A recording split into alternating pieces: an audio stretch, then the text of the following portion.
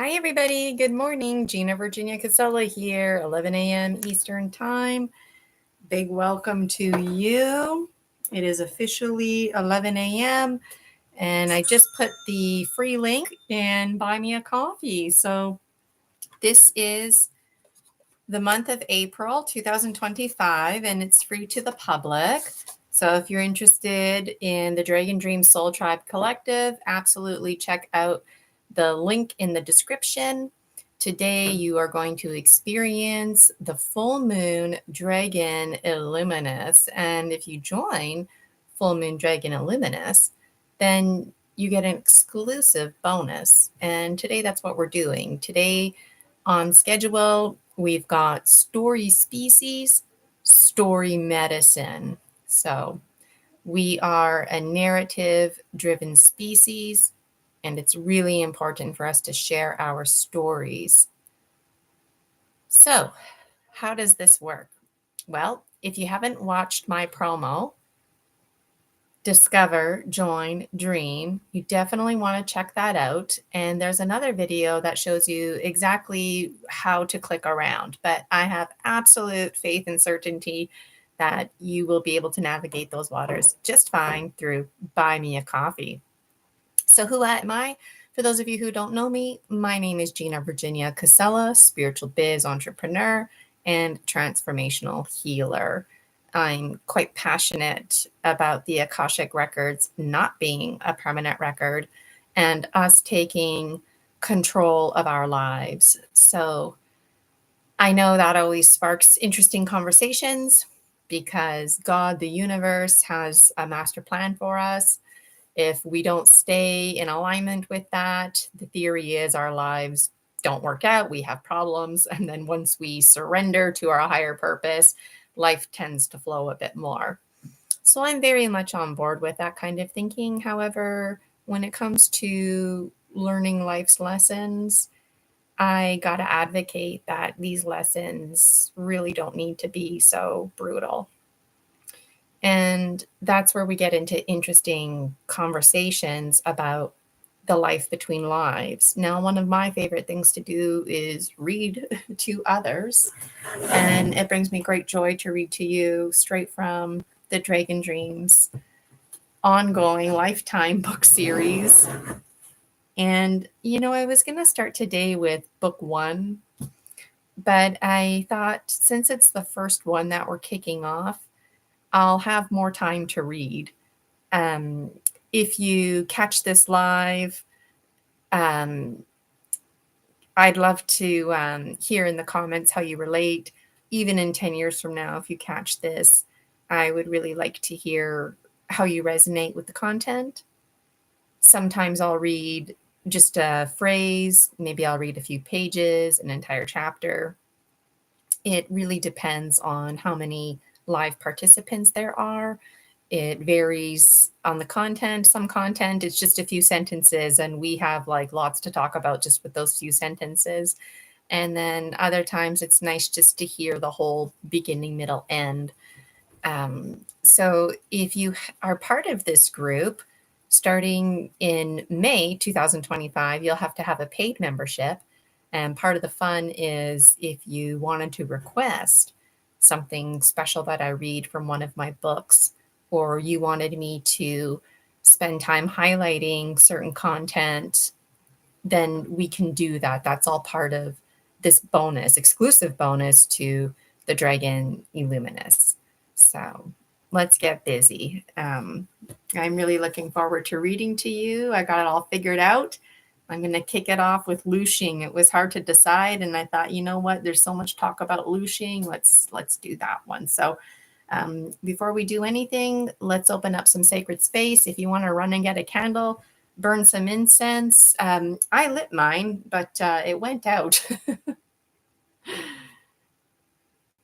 I started burning it earlier, and I thought, oh, I'm just going to save this for when I go live, because that's coming soon. And then I guess I dipped it in the candle wax to put it out, and I guess there was some on there. So lefty loosey, righty tighty, tap, tap, tap. Duality is where it's at. How do you sneak magic into your life? Let me know. I like to burn Nag Champa. Today's one of those nice rainy days. All right, so if you've got your incense candles, if you've got a little stick to burn later for fire ceremony, great. If not, I do it on behalf of the collective. And to open sacred space, you just follow my lead. So here we go. My microphone's right there. And I want you to think about this as a dream. That's why I'm wearing my dream scarf. It's really special to me. Okay, let's open up our little coach as we go in, up, and out and down. Breathing in as you go up.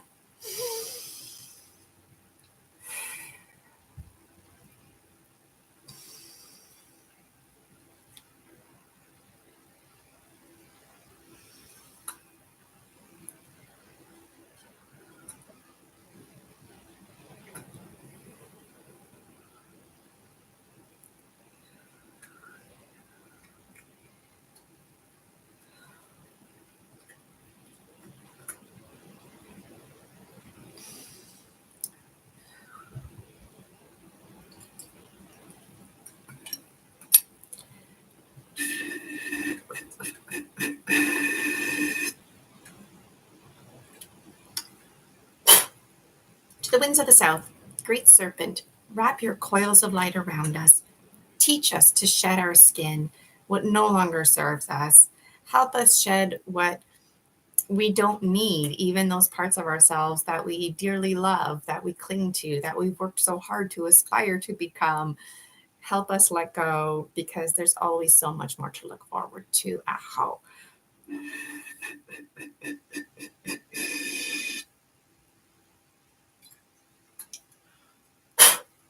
To the winds of the west, Jaguar. Thank you, thank you, thank you, Jaguar, for helping us to transform and transcend, to walk with us in those dark places, to help us get to the Rainbow Bridge, for allowing us to hold your hand, to walk beside you, to even ride on your back, and for honoring us, because when we get to that Rainbow Bridge, only we can cross it. And you'll stand there with us as long as it takes. And thank you for pointing out Hummingbird waiting for us on the other side. Aho.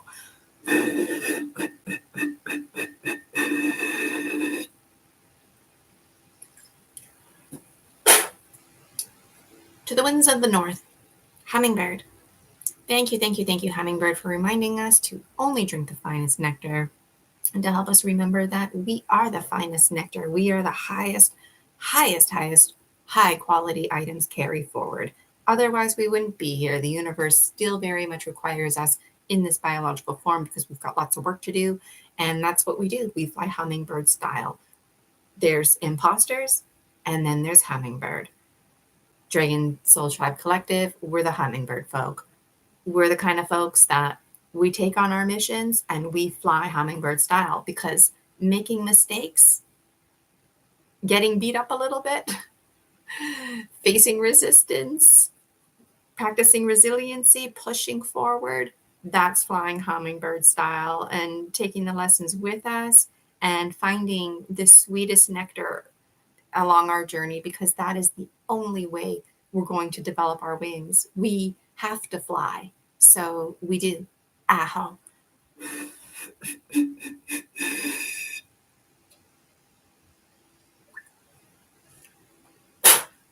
To the winds of the east, Eagle Condor.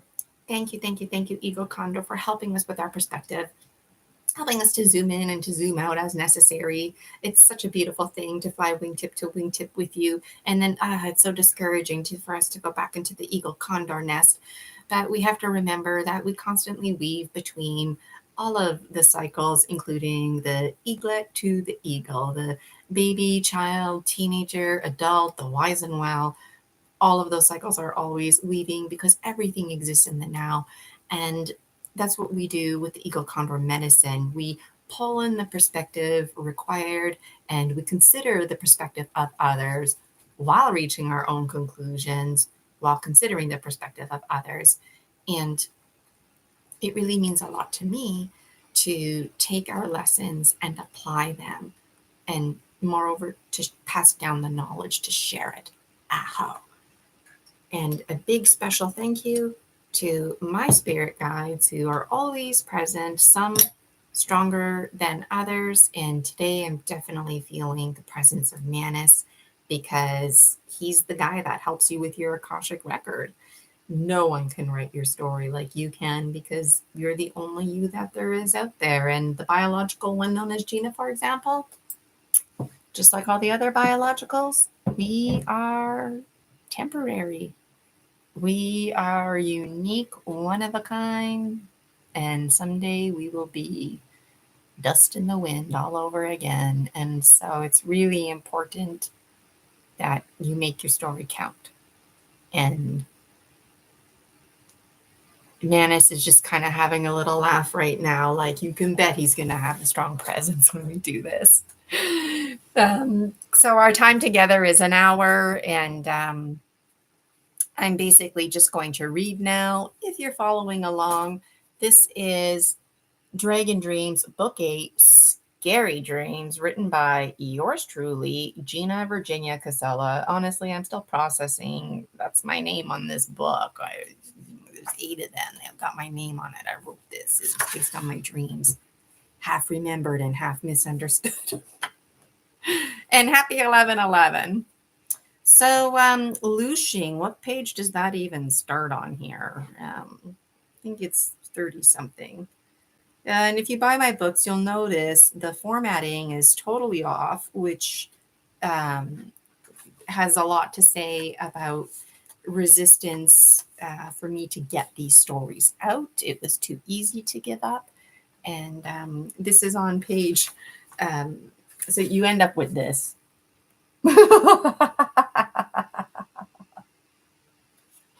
And I've come to accept that's how it looks now. That's how it looks. And somewhere in these books, I talk about that. And folks out there are going to rewrite these just because they're reading them out of like their own personal passion, hobby, and interest. But what's really special is that there's folks out there that they're not going to want those revised copies. They want these copies that have this kind of formatting because it makes them feel more connected to me, the author. And that's all part of the story medicine and story sharing. So, all right, let's get busy. So, Lushing, it's a little bit long. It's page 31. And I'm going to aim to read the whole thing. I don't like to speed read, but some parts of it I might speed read. Yeah, so this is a good like 50 pages. So I'm going to get busy. Lushing. I am a spectral young girl, and the other children remain unaware of my presence, yet they are open to enjoying their playtime, as am I. And if you wanted to lie down and get comfy while I read, and if you accidentally fall asleep on me, that's okay. All right, let's keep going. Their ages range from 3 to 5, with one girl named Sophia appearing to be around 7. As a 3-year-old spirit, I have been in search of companionship. I typically play with the chipmunks and similar creatures. However, I have somehow found myself in this realm, and I have developed a fondness for these children. And in this moment, I'm getting the vibe that some dragons out there are like, come on, Gina, read the whole thing. So you know what? In honor of this being the first time, I'm going to read the whole thing. So we'll probably go into overtime. But I have to tell you, dragons, we need to, in future, stick to the hour. So this is just going to be in celebration. Because I know when I sign up for things, I like to know the start time and end time so that I can set other goals throughout my day, right? So and other folks out there have childcare. So, okay, let's get back to the story and I'll read the whole thing. Okay. It's a good one.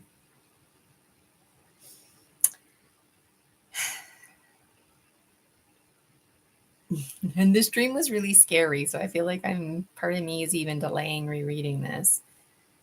And that's part of the story medicine, facing our fears. I didn't want to write this story, but I felt like I needed to acknowledge my subconscious mind. I needed to honor the inner child, and that meant not just writing this down, but actually making it public. And so now I'm really honoring the inner child in my subconscious mind by sharing it with you. I'm going to just reread it and read from the beginning to end. I am a spectral young girl, and the other children remain unaware of my presence. Yet they are enjoying their playtime, as am I. Their ages range from 3 to 5, with one girl named Sophia appearing to be around 7. As a 3-year-old spirit, I have been in search of companionship. I typically play with the chipmunks and similar creatures. However, I have somehow found myself in this realm, and I have developed a fondness for these children. My ghostly nature leaves me indifferent to the concept of time, yet I comprehend the cycles of day and night. Although I do not witness the sunrise or sunset in my dream, I possess an awareness that these children are biological beings. I am certain their parents will return shortly, for despite my lack of understanding regarding time, I recognize that we have been engaged in play for a considerable duration.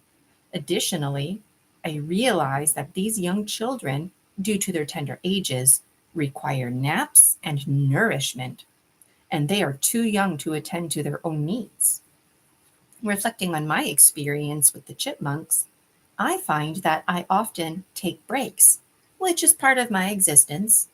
I find myself attempting to maintain a sense of composure and connection with these individuals, despite their complete unawareness of my presence. It is intriguing to note that although I exist in a spectral state, I didn't think anything odd about my relationship with these children. I wonder what I need to be nourished. Perhaps it is their joy, or possibly the essence of life itself.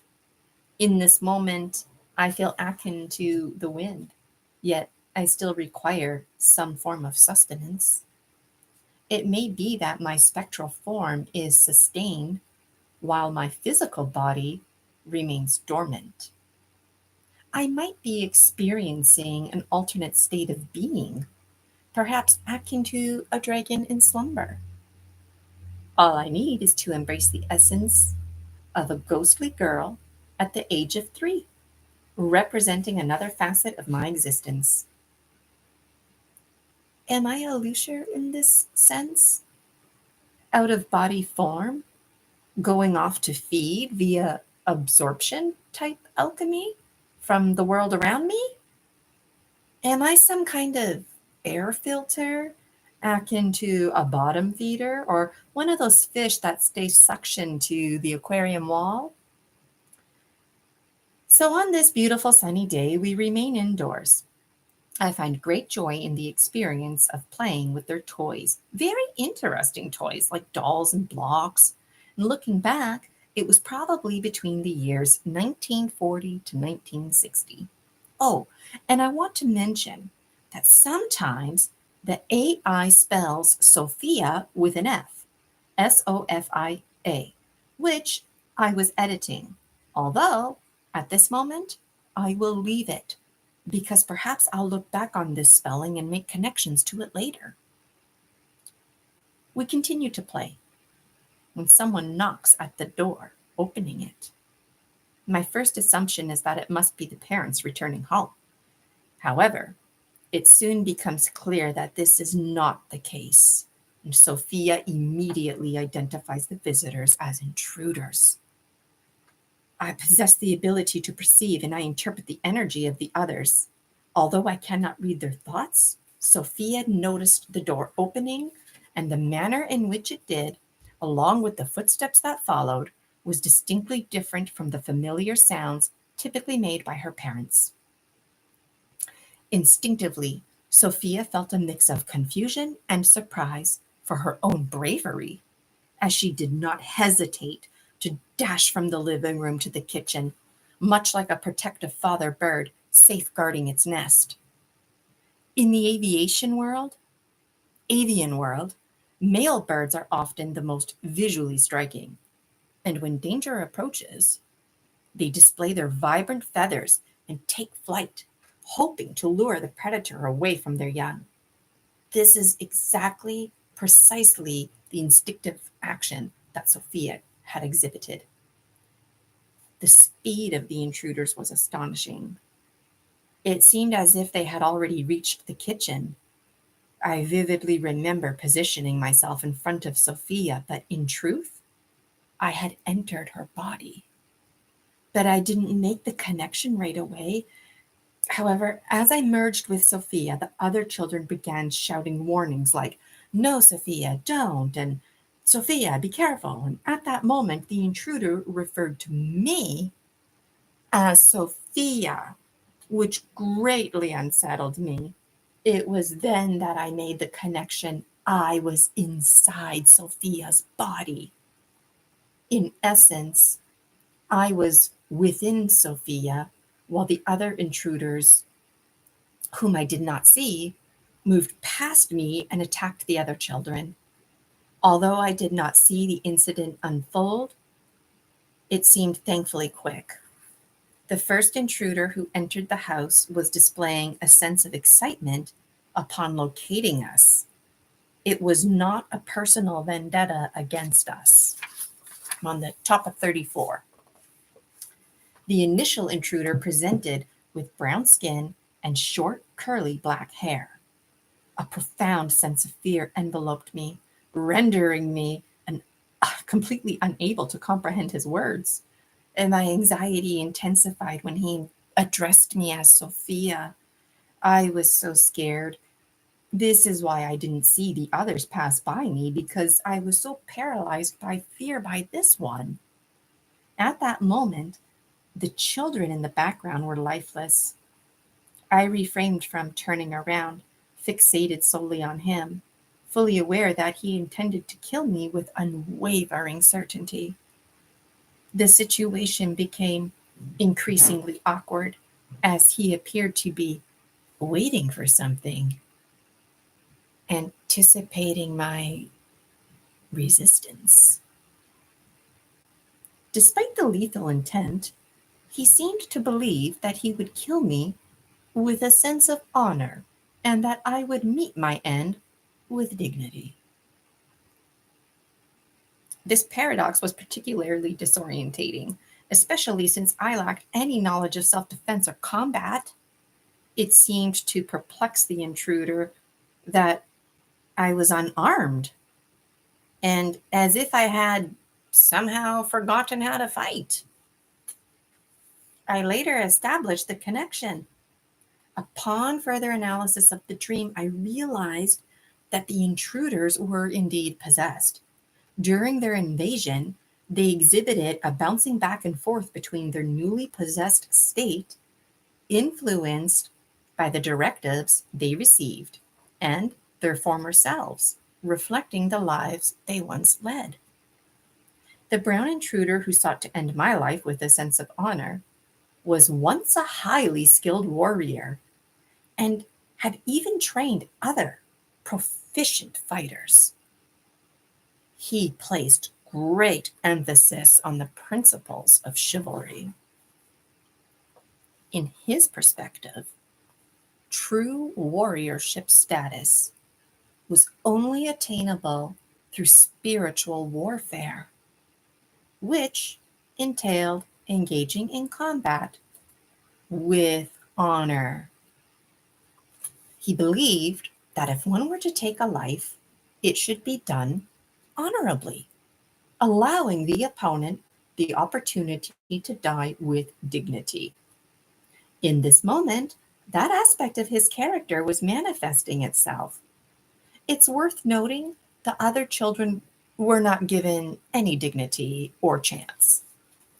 I suddenly recalled a thought that struck me with alarm. I realized I needed to prepare myself, as it seemed he intended to harm me. I was uncertain of his methods. Perhaps he would simply strike me, although I was merely a 3-year-old ghosty girl. I now inhabited the body of a 7-year-old, yet I remained vastly outmatched by a robust adult man, particularly one who appeared to be under the influence of drugs. In an unexpected turn, It felt as though he was attempting to read my thoughts and communicate with me telepathically. He gestured towards the vases on the shelf beside me, using his eyes and facial expression to suggest that I could take one of those vases, throw it at him. He shifted his body as if to create some hype, to hype up the scene like a boxing coach would, jumping up and down momentarily, hitting his fists together, acting like he was wearing big boxing gloves or something. And he even bent his knees a bit, leaning forward to be at my level, which seemingly made it fair by being at my level. But really, he was training me not to trust what I see, like the height, width, speed, or strength, because someone small like me could easily fall for this setup, while someone large like him only has to stand up towering me. It was a classic move he described that I was unaware of, which was inspired by animals like bears who stand up to make themselves look bigger, or like spiders that randomly jump, and also inspired by snakes because you never know how long or wide they are. One snake can make you feel confused that there are many, while many snakes could work together, making you confused that it's one snake.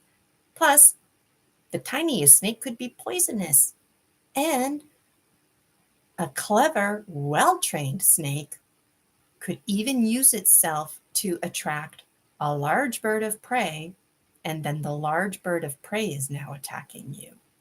Furthermore, he was working with the natural instinct of the child, and that was to run into the arms of the adult.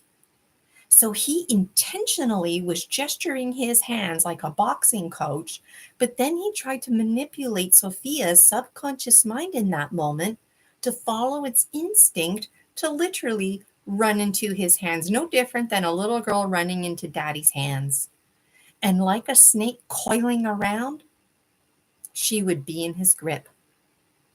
At least this is the downloaded lesson, among other lessons, and clearly there was much to consider and review. He further explained that even if I were to possess a knife and fatally wound him, being in such proximity would still pose significant risks. In that scenario, I would need to simultaneously push him away, but he could easily simultaneously snap my neck, despite his fatal wound, and or simply make it a point to fall on top of me. He illustrated this with the analogy of a lumberjack sawing down a tree. The lumberjack must ensure the tree is angled to position itself accordingly. That way, when the tree is angled, to push it away to avoid being crushed. This was a situation that could similarly occur in a combat scenario by a deliberate intention or by chance. Even if he were to die, his body could fall on me, leaving someone of my stature trapped beneath a lifeless individual. He then became quite graphic, discussing the grim realities of rodents scavenging his corpse and maggots infesting it, leaving me helpless until I died of starvation or faced a larger predator or worse, being discovered and tortured by opposition. On that note, he says that would be unchivalrous of the opposition. And that's a big problem he had because chivalry was slipping, and he insisted on it, as did others. If I found myself in this pinned situation, I could try to reach for any weapons and take my own life, even hold my breath or stuff my mouth with sand until I die, and I would still be considered honorable. And these are the heartfelt conversations real warriors have. He further remarked that it would be unchivalrous of me to stab him, as such an act would deny him the chance to die with honor. The most favorable outcome, in his view, would be for us to exhaust one another.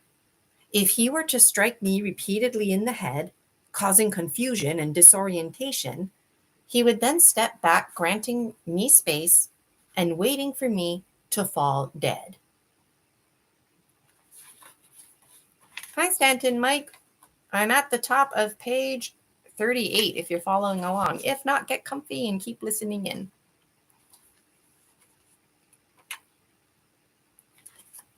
By allowing me to perish in this manner, it would enable me to die with honor. Oh, hi, Dan. Dan, I thought it was you earlier. I was going to ask you. Okay, we're going to keep going. I'm reading the whole chapter of Lu Xing in celebration of story medicine, story species. One can discern that a person has died honorably if it is evident they succumbed due to exhaustion. He is well versed in these patterns, having encountered many deceased individuals and recognizing the signs of chivalry. Part of his mission, though he has become somewhat obsessed with it, has been to investigate those who do not uphold chivalric values while also confronting the harsh realities of engaging in less honorable combat. For many, chivalry show little.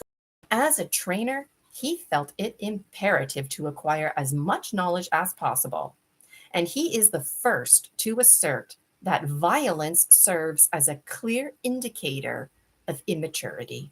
Moreover, the lack of chivalry is a clear indicator of a lack of leadership.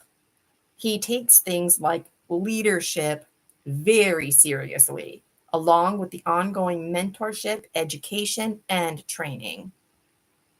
He explains to me how it is crucial to understand that even if one manages to eliminate an opponent, they could still face dire consequences. Furthermore, he emphasized that should I find myself in such a predicament, say being stabbed in the abdomen with a long sword, which he adds would be unchivalrous, his advice would be to embrace the moment by stepping into the blade, shouting loudly. As strange as it might seem, this approach would catch the assailant off guard, potentially allowing me to fall onto them, pinning them down, and impart a final lesson in skill.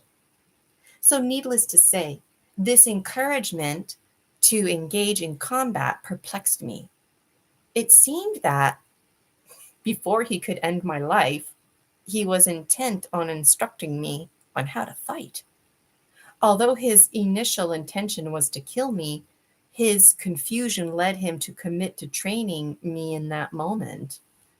I extended my hand towards one of the large V-shaped vases, and it crosses my mind that breaking one could lead to serious consequences for me, as a broken vase would upset the parents.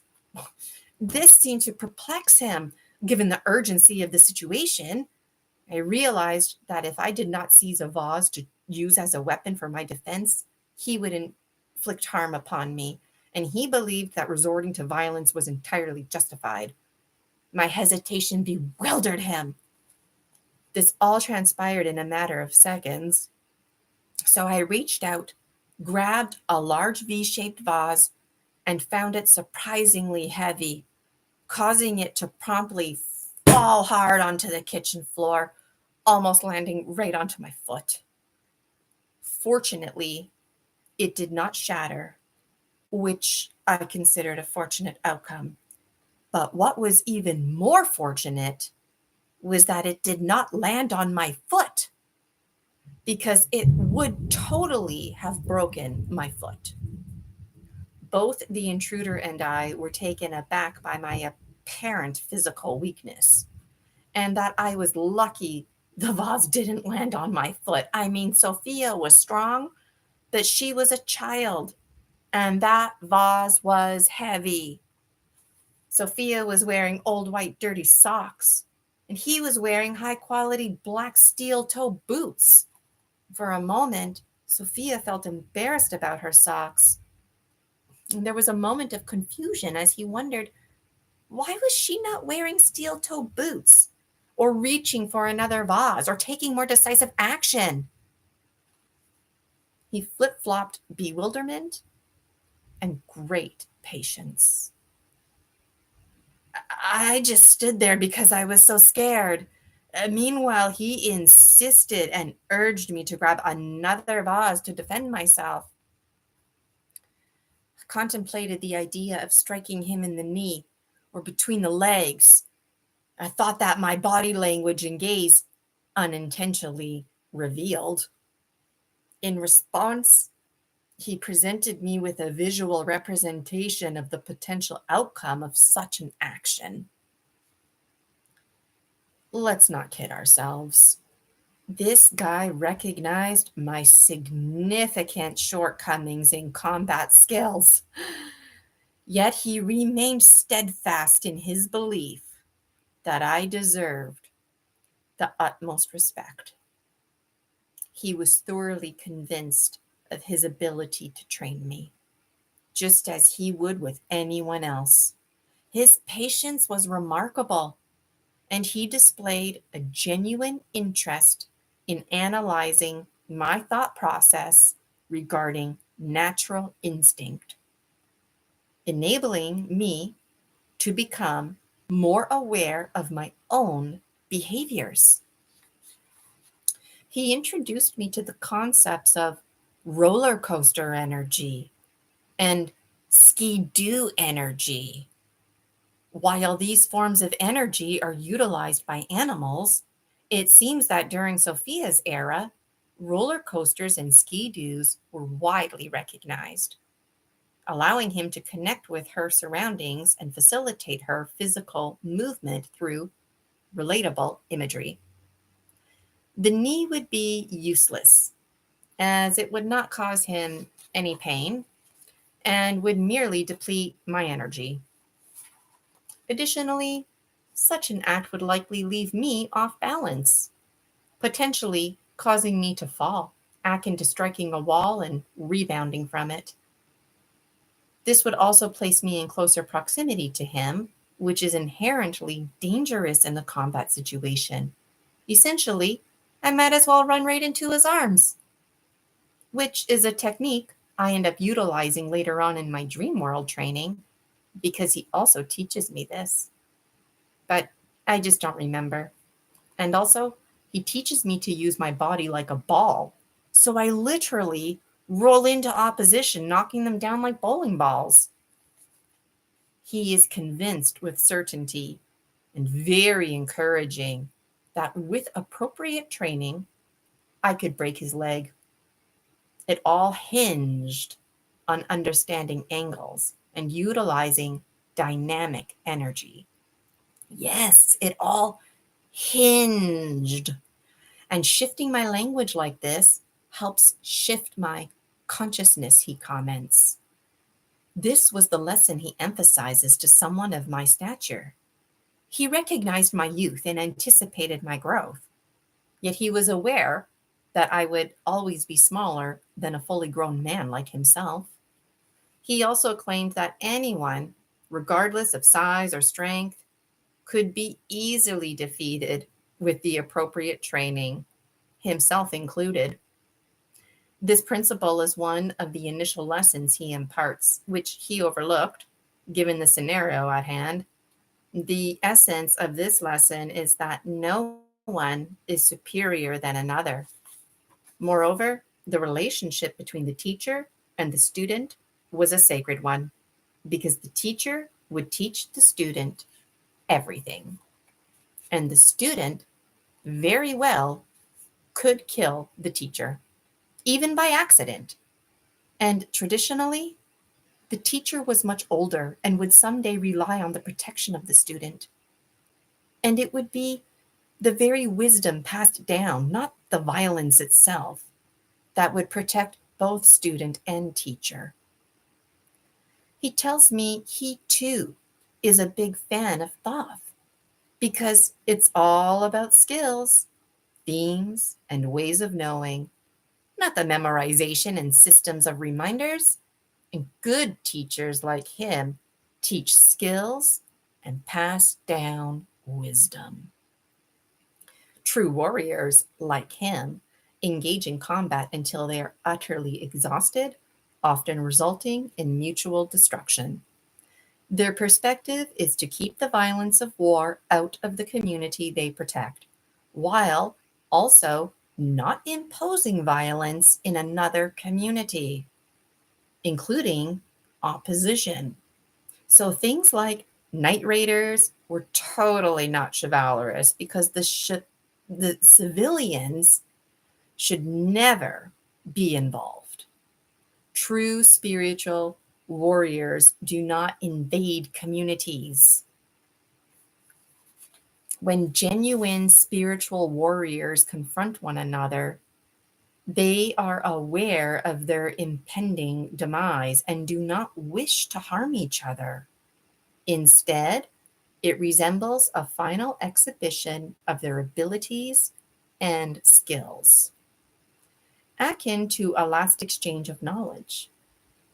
Engaging in combat with someone allows for mutual learning, thus intertwining chivalry with the concepts of mentorship and community, reminiscent of the principles outlined in the art of war. His expertise in combat thrilled him as he sought to identify the most effective techniques tailored to each warrior he trained, taking great pride in honoring the distinctiveness each individual brought to the table. For someone like me, harnessing the dynamic energy could yield exceptional results. Coupled with my physical appearance, well, Sophia's, I could effectively channel sexual energy, drawing opponents toward me. By employing this dynamic energy, I could maneuver and deliver a decisive blow. As he clarified these concepts, it felt as though I was receiving the training in real time. It seemed I was unintentionally fixated on his waist down, naturally, because that's what was in front of me. He was trying to show me that even when I'm zoning in on something like kicking his knee or trying to kick him in the balls, that I must constantly see his entire body as a whole, including the space around him, for the sake of weapons extending beyond his personal space. And it was really scary. It was a scary reality because I was shorter. I had to keep looking up, yet I had to keep mindful that my chin was tucked in. Additionally, he possessed remarkable strength and remarkably strong legs, and his pant material was thick, which would provide him with ample protection. The point was, even if I did have a knife and I had a clear strike at his knee, the knife wouldn't penetrate his pant material, and then he would have the knife. So it was better for someone like myself not to have any weapons, for my skills would be the weapon. Moreover, even if I did kick him right between the legs, his legs would seize my foot in a firm grip. This realization was both intriguing and daunting. He was a true expert and amazing master of skill. And I'm at the top of page 44 if anyone's following along. A moment passed as we exchanged glances at each other's feet, and I sensed his concern regarding my lack of steel-toed boots. However, He quickly shifted his focus back to our training, treating me as if I were an impressive warrior in preparation, so much so that the absence of such boots seemed inconsequential. This perception he instilled in me significantly helped my self esteem and faith in my own ability, which I recognized as a vital part to maintain in any combat, just in everyday life. He explains a lot to me and is very encouraging. In the heat of battle, both inexperienced individuals and even the most skilled can falter. Yet, akin to a seasoned performer, the audience remains oblivious to any errors. Despite our mutual awareness of my mere foot injury, he chose to act now as if it were a deliberate choice on my part. Like, maybe I meant for that to happen, in an attempt for the vase to land on his foot and or distract him, because he admits it did distract him, along with my weak physical ability. My weak physical ability is very distracting for him, in addition to my paralyzed fear. So I take these lessons and his teachings with me. Powerful lessons, powerful teachings. And in future, I could fake be scared when I'm not. I could fake be weaker than I really am. And I could fake that I don't have any skills when really I do. So in future, I could catch someone just like him, even bigger and stronger and more skilled, off guard.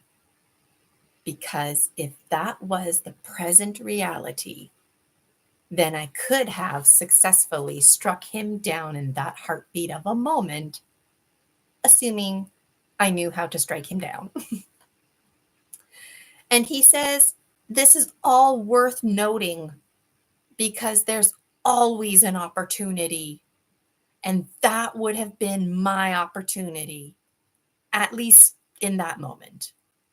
So then it was as if we were both grateful for the lesson the heavy vase provided, because it would be the first of me building my foundational skills. And he's really big on foundational skills. He also never compares me to anyone else.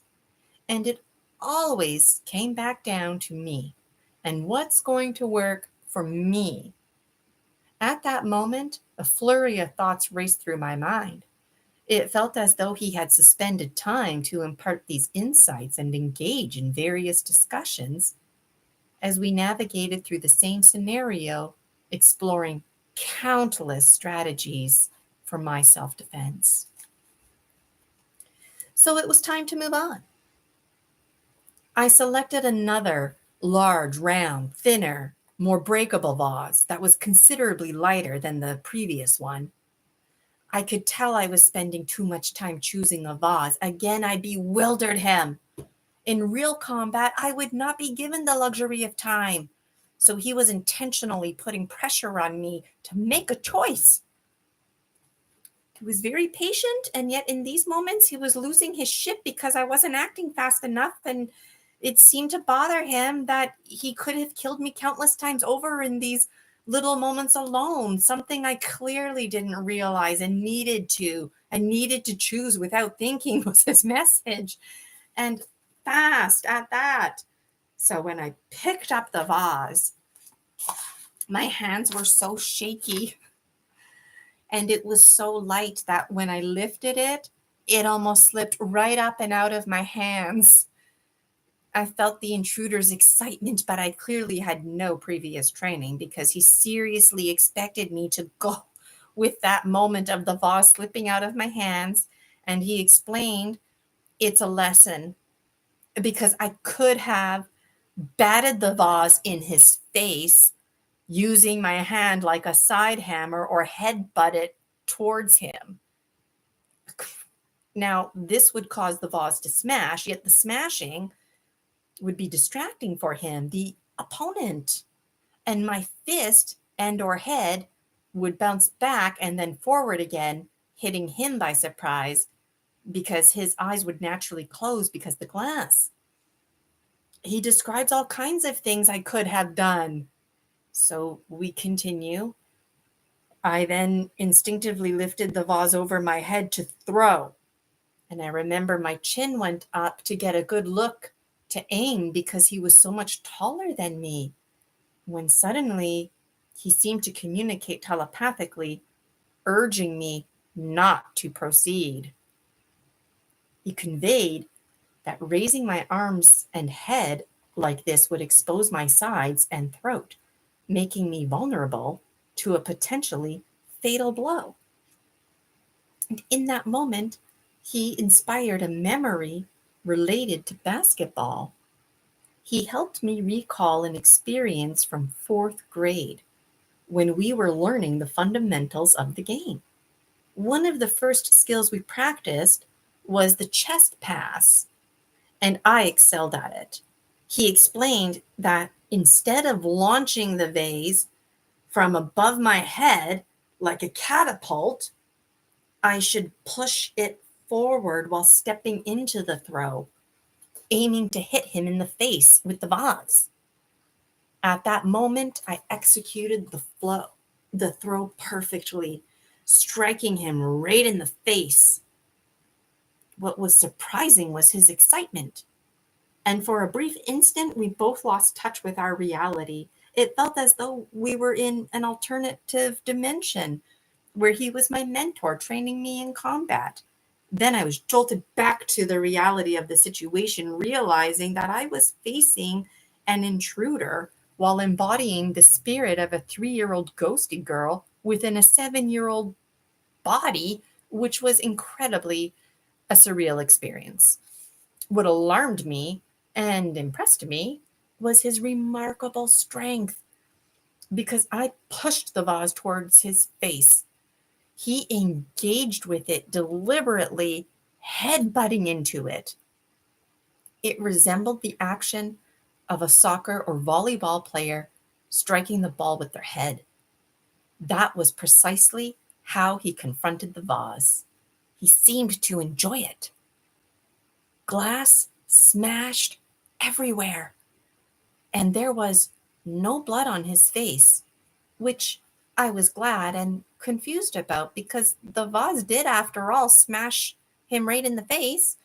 And honestly, as terrified as I was, I admired his skill and seemed to have a moment where I wished to aspire to be just like him, fearlessly headbutting with absolute conviction and strength into a vase, smashing it like that. I was very wowed.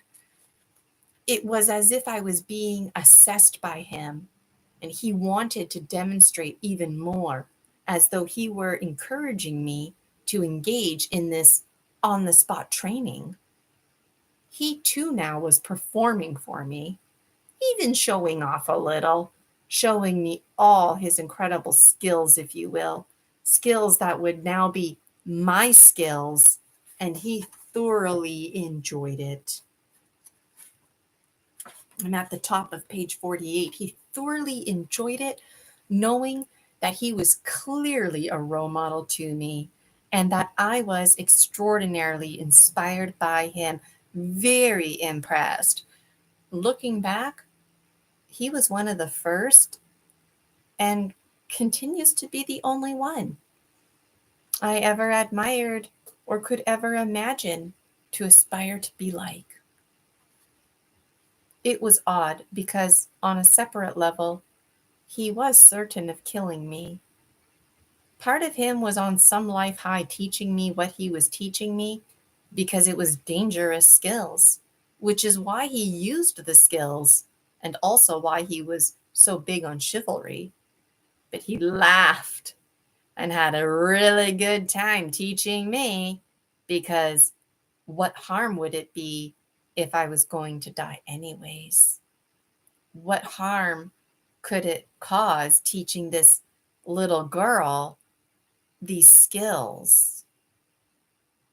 He could kill me with honor without teaching me these skills, but he did. And for what it's worth, he hadn't enjoyed himself like this in a long time. And clearly, even though he was in communication with Sophia, he wasn't able to detect me.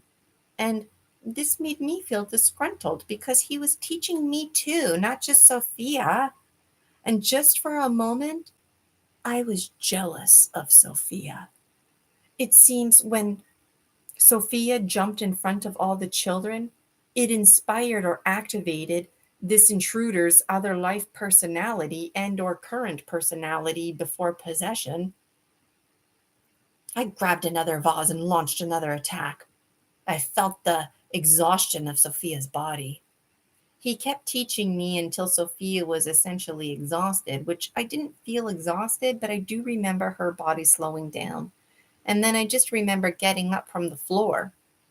I'm pretty sure he struck Sophia in the head with his own hands, like a great hammer coming down.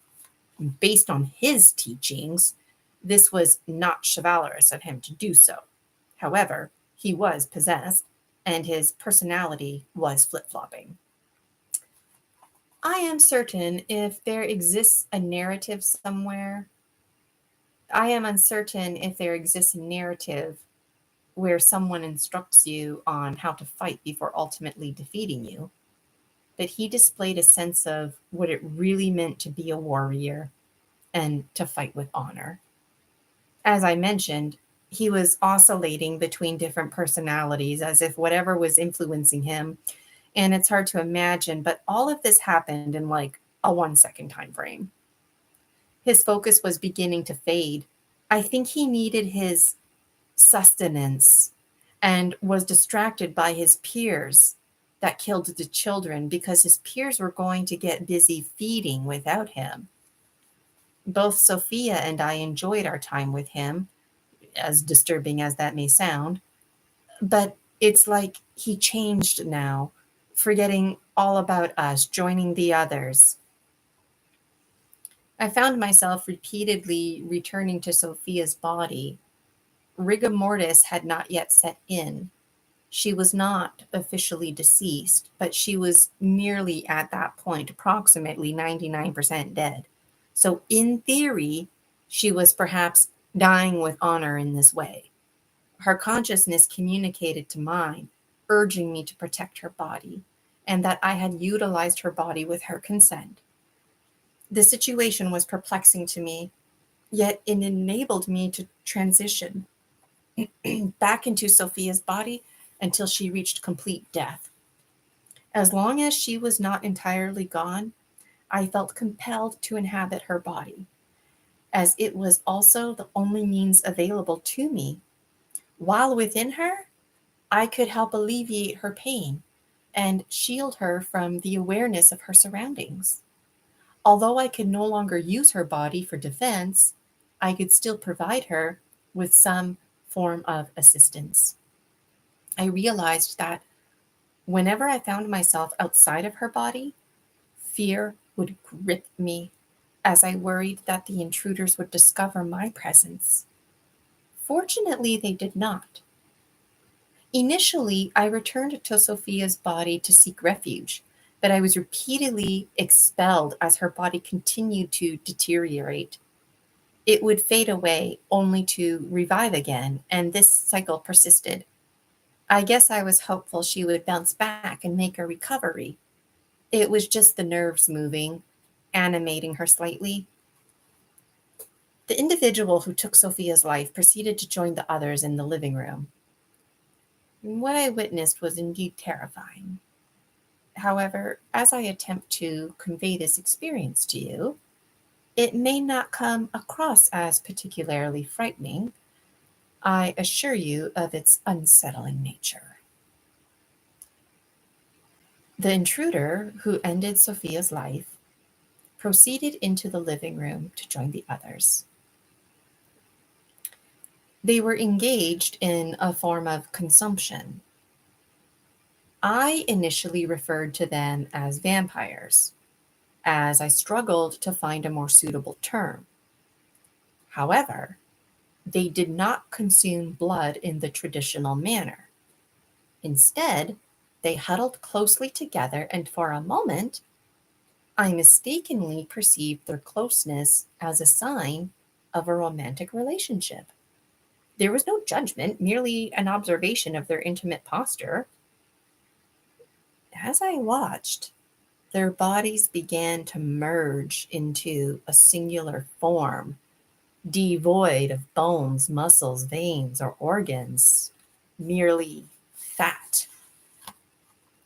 They appeared human, resembling any typical member of Homo sapiens, yet their entire physicality was undergoing a transformation.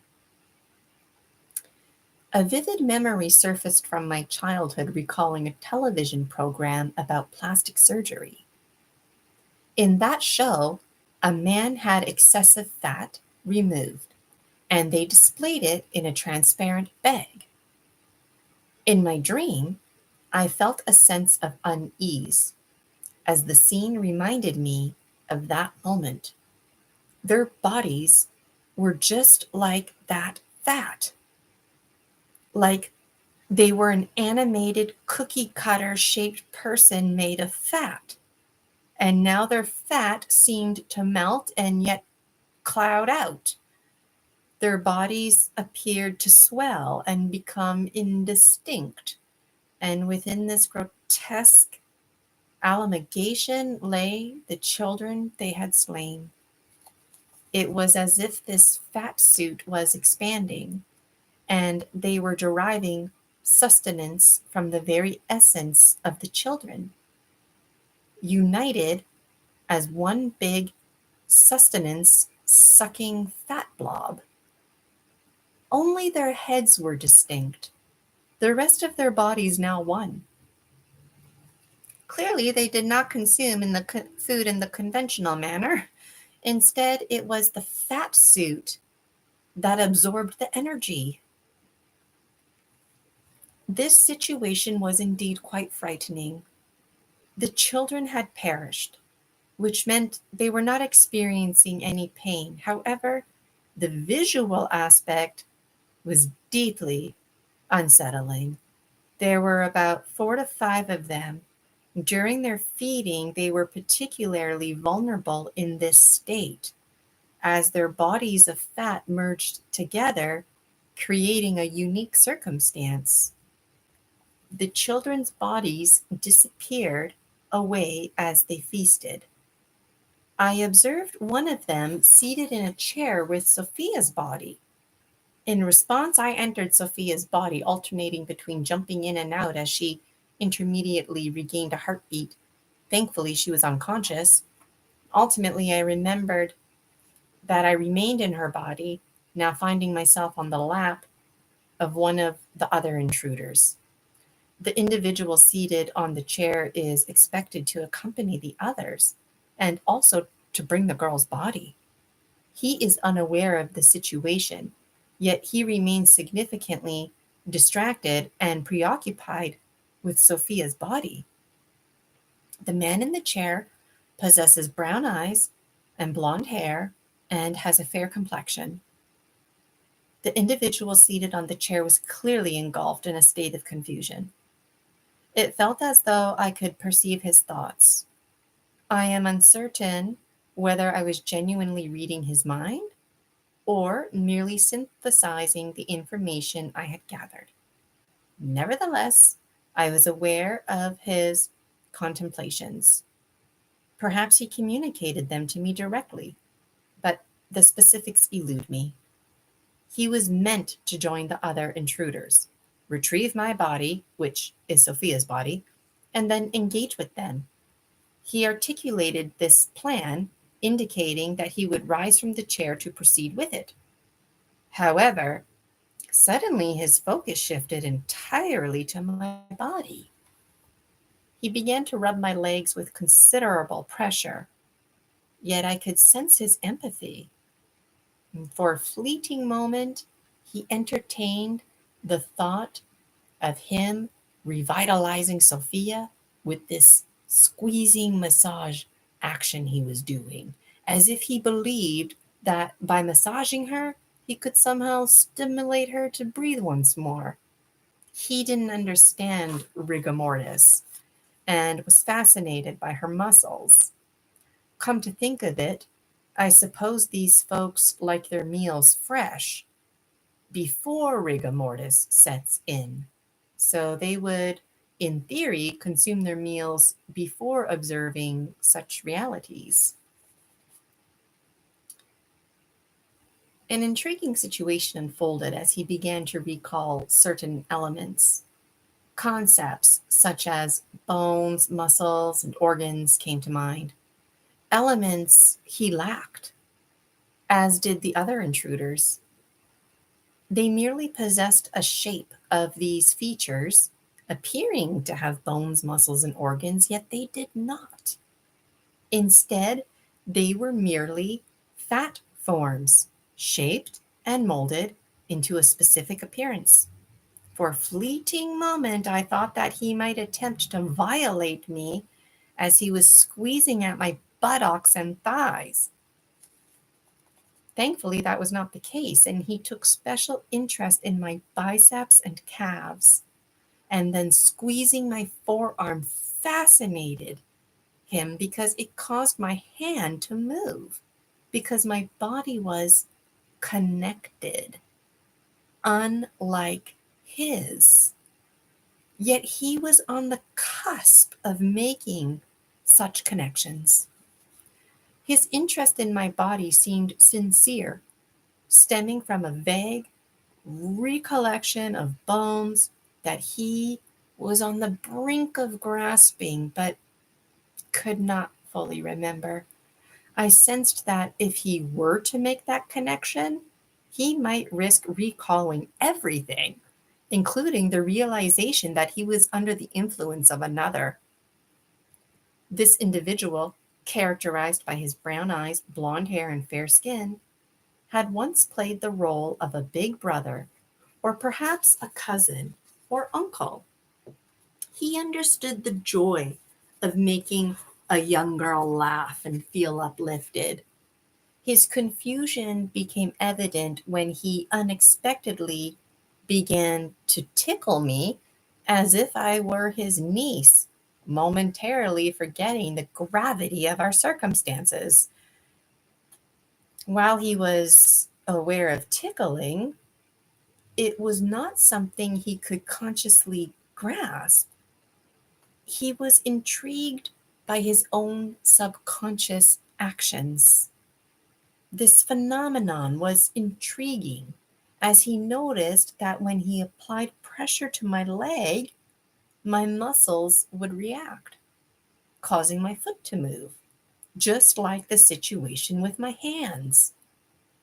Additionally, he found the area of my ribs particularly captivating.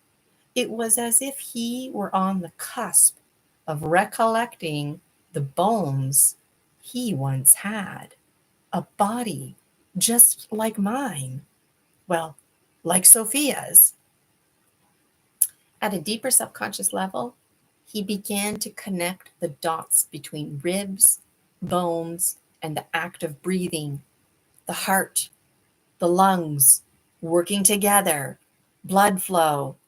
He was recognizing these as essential elements he no longer possessed. Yet these realizations were not made consciously. It was unsettling as he exhibited a nurturing demeanor reminiscent of a loving uncle or an older brother, while simultaneously harboring a more predatory side that seemed to delight in this experience of trying to tickle Sophia's body.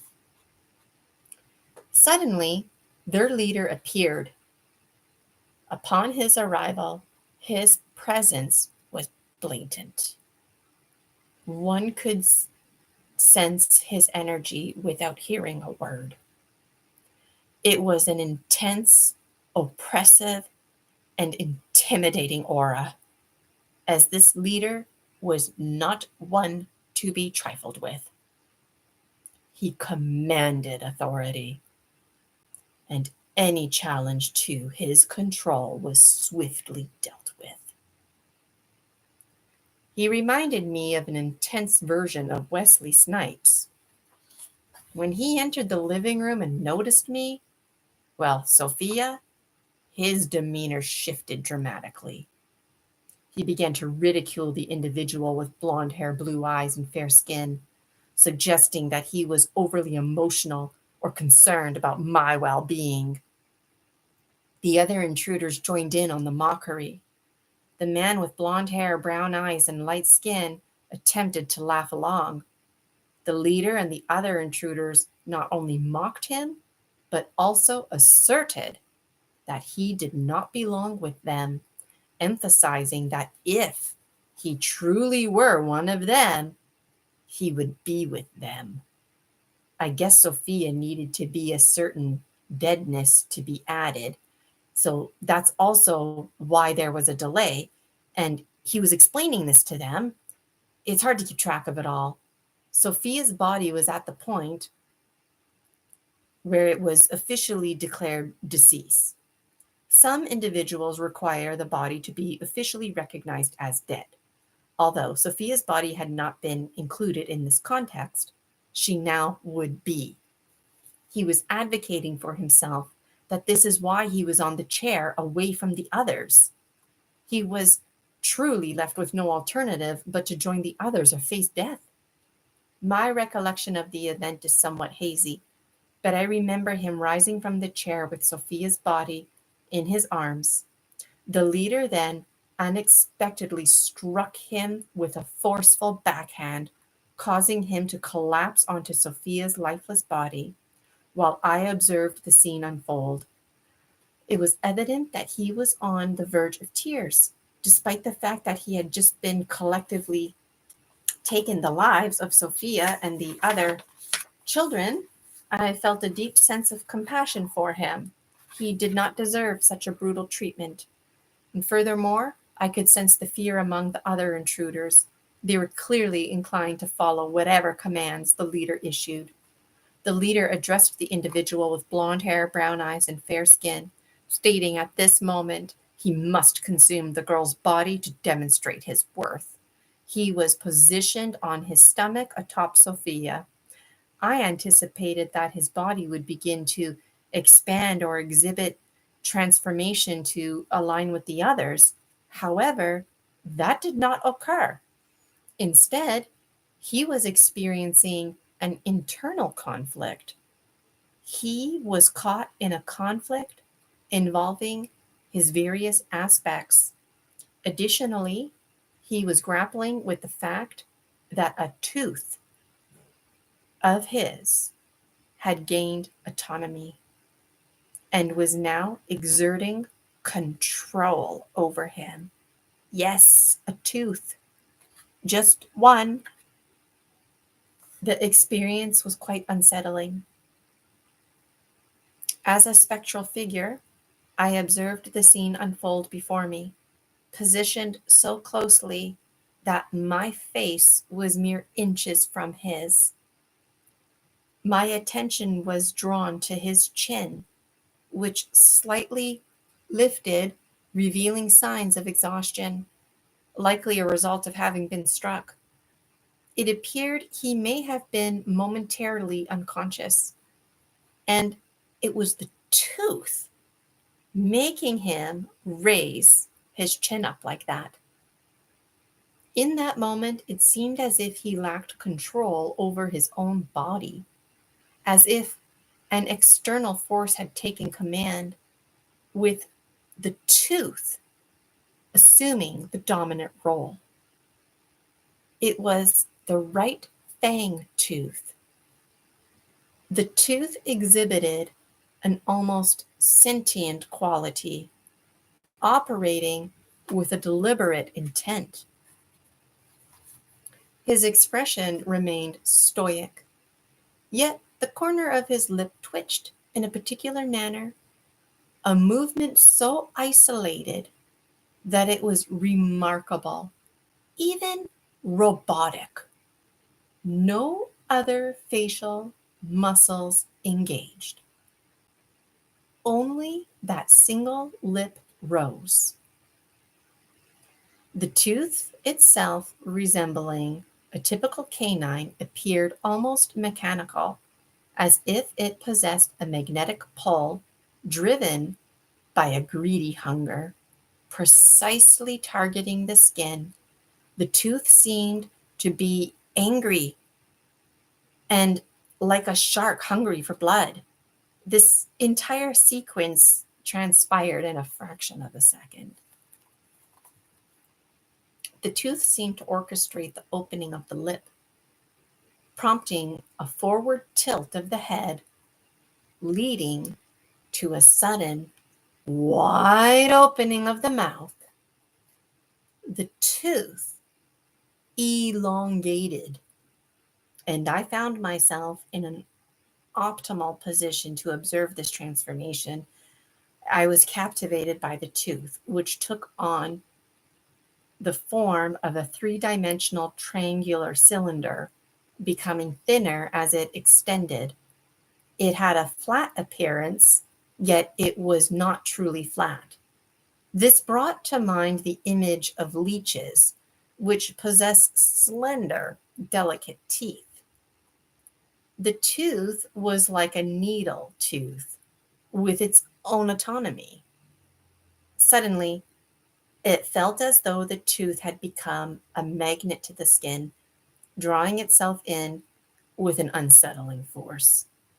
Upon breaching the surface, the tooth functioned like a straw, siphoning Sophia's blood. But it was more than her blood. Like a spider, it seemed the tooth administered a chemical like a spider to transform the insides of their prey into a milkshake. And that's what the tooth did. As it began to consume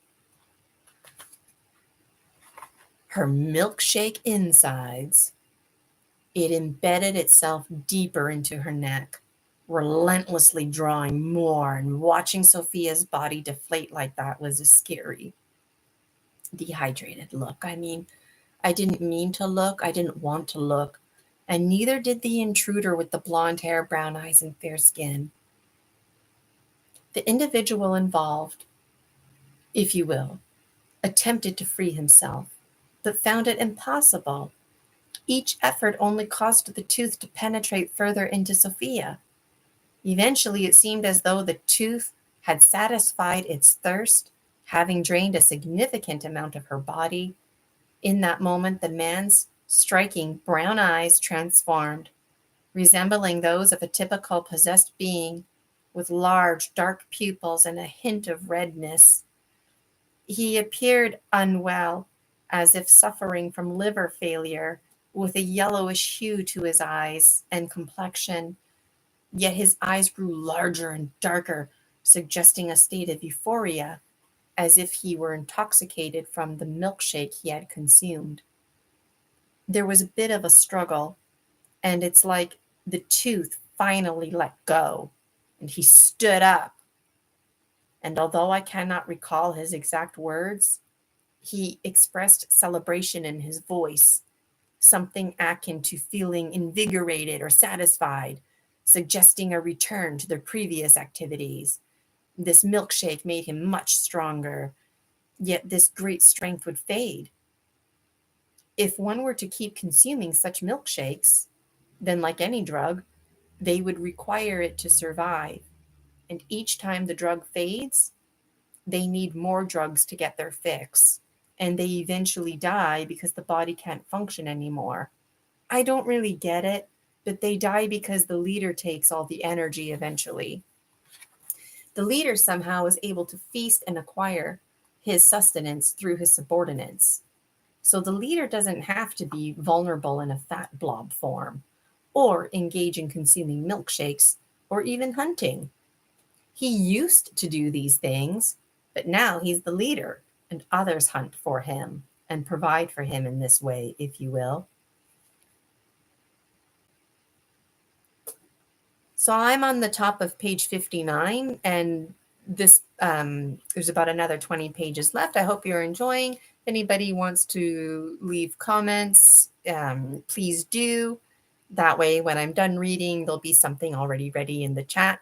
Any thoughts, feelings, opinions about how you might feel. And even if you catch this in 10 years from now, please leave your comments in the chat. I always love to read them. The strength of the leader is indeed alarming.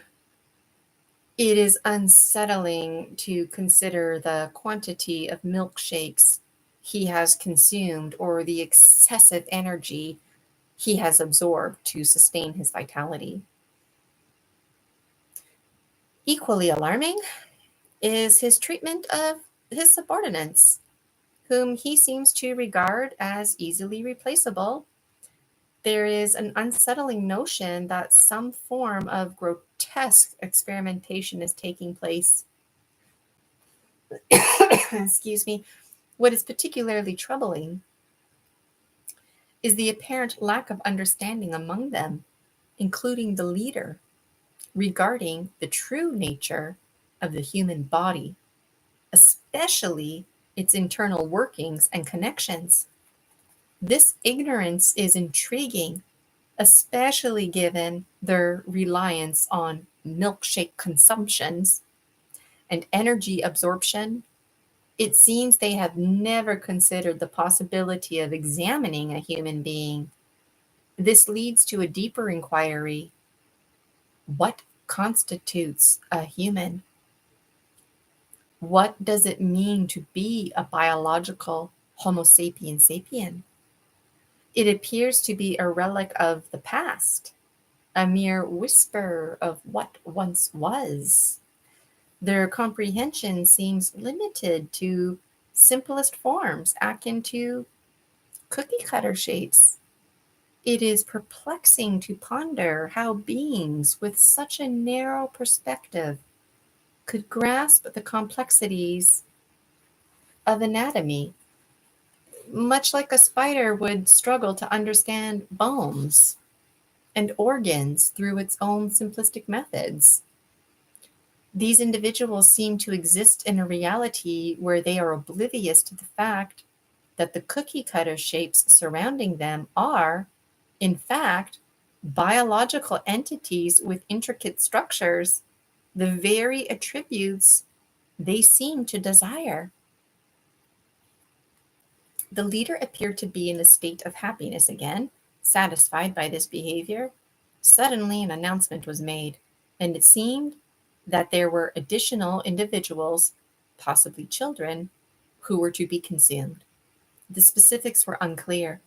There was a destination they were eager to reach, and in an instant, they vanished as if swept away by the wind. I recall being bewildered and numbed by the events that had just unfolded. I recall that moment vividly when I witnessed the tooth penetrating the skin as if the individual had lost control.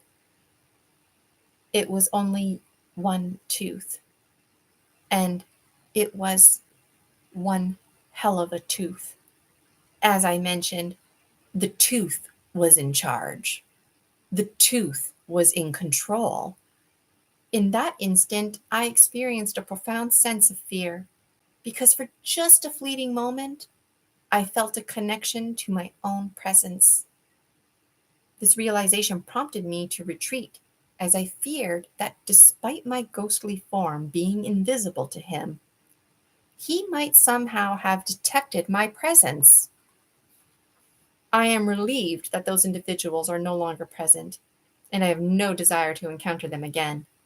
For what it's worth, I am thankful that I was able to uncover their true nature. Nevertheless, regarding the children they harmed, I did not feel any sense of resolution or closure concerning that matter. This dream concludes with me seated on the floor in the living room, overwhelmed by a profound sadness. The remains remnants of the crime scene was confusing. The only trace of any of this was broken glass and dust. This was slightly distinct from regular dust. It felt as though the essence of the Grim Reaper had manifested his staff for a moment, signaling that Sophia and the children had passed on and was now accompanied by him. I then recalled my lack of experience with crime scenes and the daunting question of who would be responsible for the aftermath. I pondered the nature of the chaos that awaited those who would enter when the children's parents would return home. And I wondered if the parents were even alive. Yet, assuming they were, how would they even know what happened? How would anyone know what happened to the children? I mean, no one would know nothing other than us. And like I said, there was only broken glass and dust. There was no other signs, not even any traces of the children. Hi, Jason. I see you joined in the chat. I'm at the bottom of page 61. I've got about another 20 pages to go here. If anything strikes your fancy, let me know how you feel in the comments. And when I'm done reading, we'll have a look at that. I kept looking for a mess, but there wasn't one. I mean, there was broken glass, but the children were as if vanished from thin air without any trace. My mind wandered to topics such as cattle mutilations, recalling encounters devoid of blood, and or have clean crime scenes. This led me to reflect on the process of cremation, where ultimately only ashes remain. Yet, in this instance, there were no ashes at all. Instead, there was dust. And it was just some dust. This dust resembled the particles that settle on the coffee table illuminated by sunlight, though it is a distinct type of dust. You may not perceive the difference, but it is indeed the trademark of such a crime. This is the residue that remains when such circumstances arise.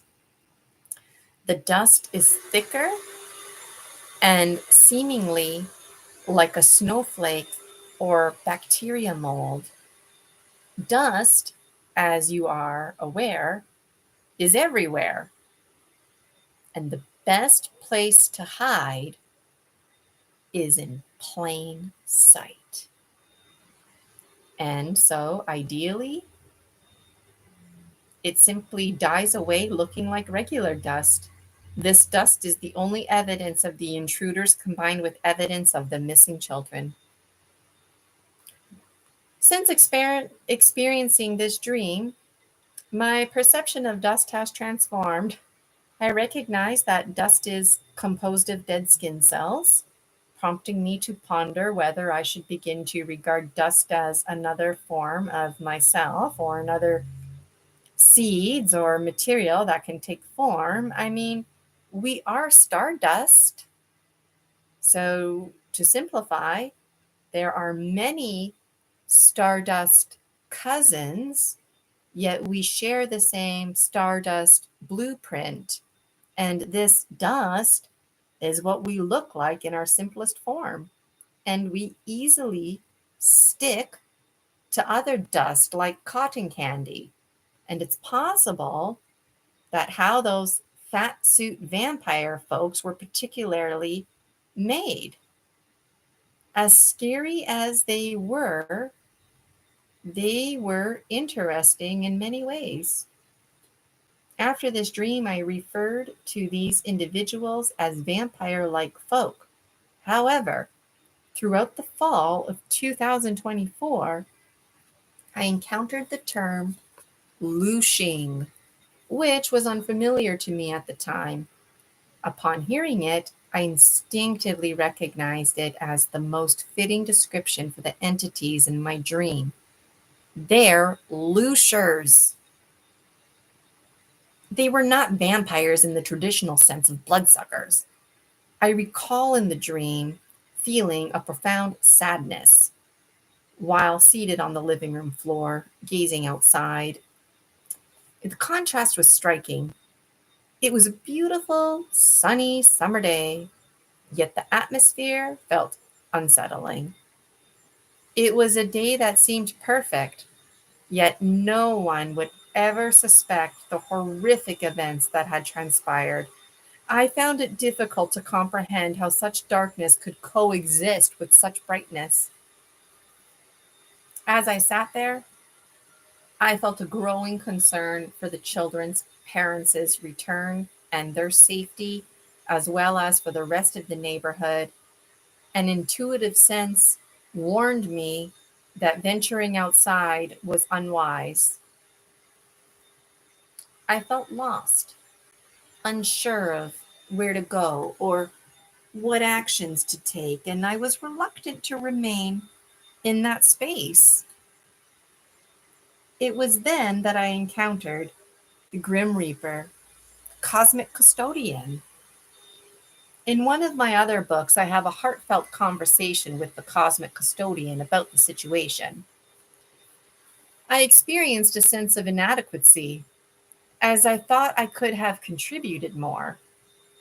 The cosmic custodian clarified that by taking possession of Sophia's body, it provided her relief from enduring those traumatic experiences.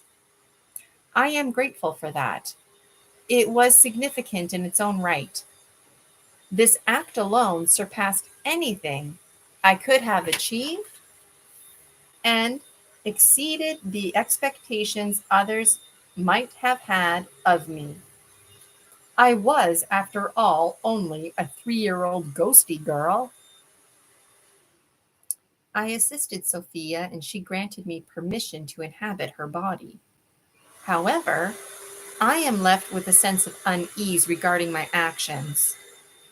In retrospect, I question whether I could have approached the situation more strategically by entering the body of one of the intruders, or perhaps even their leader. Maybe I could embody the wind like they did. Perhaps I could be the roof and crumble onto them, or I could be the rainbow and burn them. I have endless ideas that come to me. The cosmic custodian is shocked at my thinking and yet inspired by it. It stems from the training I received from the chivalrous warrior. And suddenly it dawns on me that perhaps I could embody the cosmic custodian and chase after those guys. His role was to collect souls after all, so I perceive him as stronger than their leader. But that's just it. Yes, the cosmic custodian is more powerful, yet those folks, he explains, don't have souls. He's already collected them, and or the souls are missing. And it's not his role to be the police or beat up the bad guys, if you will. For the cosmic custodian is also chivalrous, moreover, trusted in his role to come from a place of indifference. As many would like to have his power, and for what it's worth, those bad guys, including their leader, were all good guys and continue to be. They're simply clouded by fear and in a state of toxicity. The cosmic custodian also ponders if he could embody, if I could embody him, and says I already do because I am him. And for what it's worth, we're also Sophia and the children, along with those intruders and their leader, including you, reading this and listening to this. Following the experience of this dream, I contemplated my waking life. The moments I spent with the individual who had a mechanical tooth, blonde hair, brown eyes, and fair skin. For a brief moment, I felt he might have detected my presence. He was unaware of me, while the others remained oblivious. Otherwise, I would not have entertained such a thought. And this is where I find myself valuing my thoughts, particularly those that arise directly from the deeper subconscious mind. The initial intruder who took Sophia's life also sensed my presence, yet he did not trust his intuition, believing I was merely the body of Sophia making sounds. In that moment, he was indeed sensing me. He nearly turned back, but remained focused on joining the others. My mind was fulfilling its primary function, which was to protect me, completely shielding me from becoming entangled in these narratives. And now I face the truth, sharing with you.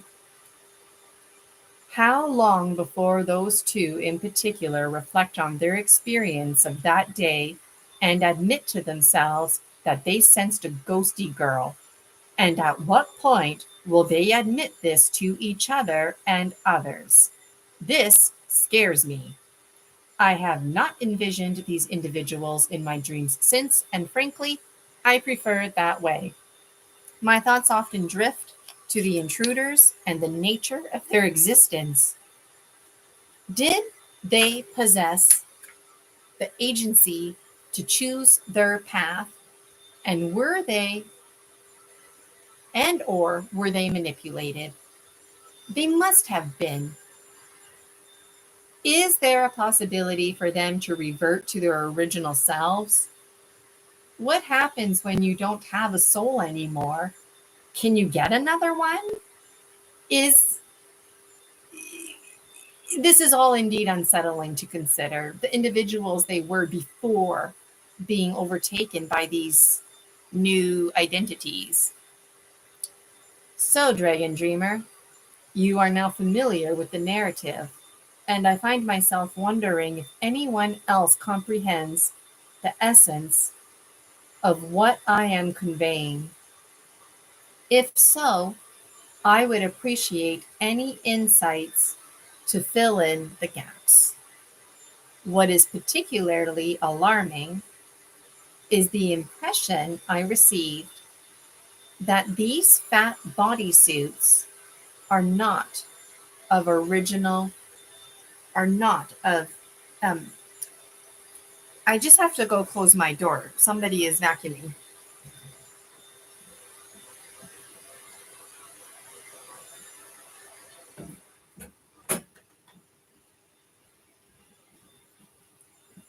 Okay.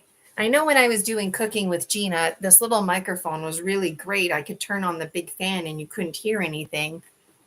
So hopefully you can't hear that vacuum. All right. So where were we here? What is particularly alarming is the impression I received that these fat bodysuits are not of natural origin.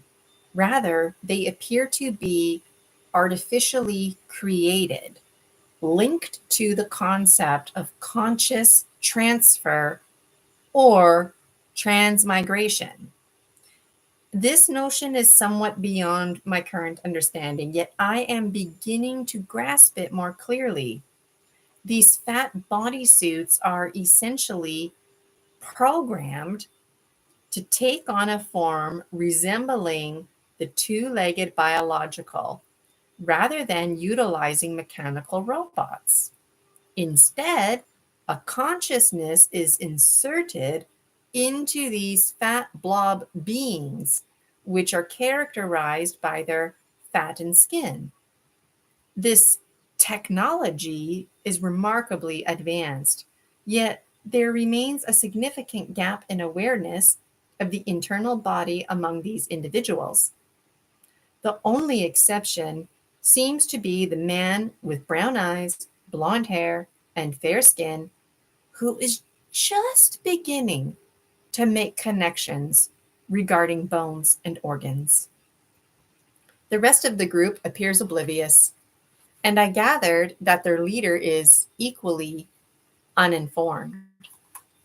The cosmic custodian enlightens me. He says, what's interesting is the leader knows all about bones and such. It's just forbidden knowledge.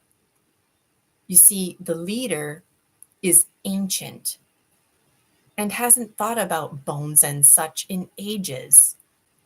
It's not something that comes up often, and it's not on the forefront of his mind. So if bones and such came up, it would be the ultimate front page news, at least for them. And that's just it. The cosmic custodian addresses the cycle of predation, acknowledging its existence regardless of its origins. All species, including the cosmic custodian and myself, require sustenance. Therefore, the most practical approach for a biological is to embody the essence of a tree, nourishing oneself with its own fruit, which mirrors the interconnectedness of our vast universe. Yet, ironically, this situation also reflects a cycle of abuse that emphasizes hierarchy and fosters an us versus them mentality. It raises the question of who will bear the fruit and who will partake in it.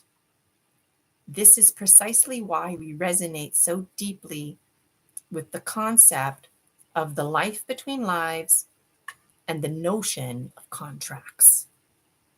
One must wonder what individuals are truly committing to.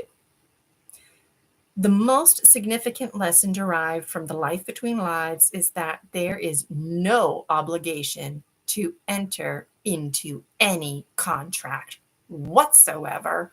Moreover, you can edit or void the contract entirely. Society often pressures us into believing that we must adhere to this process, but we do not.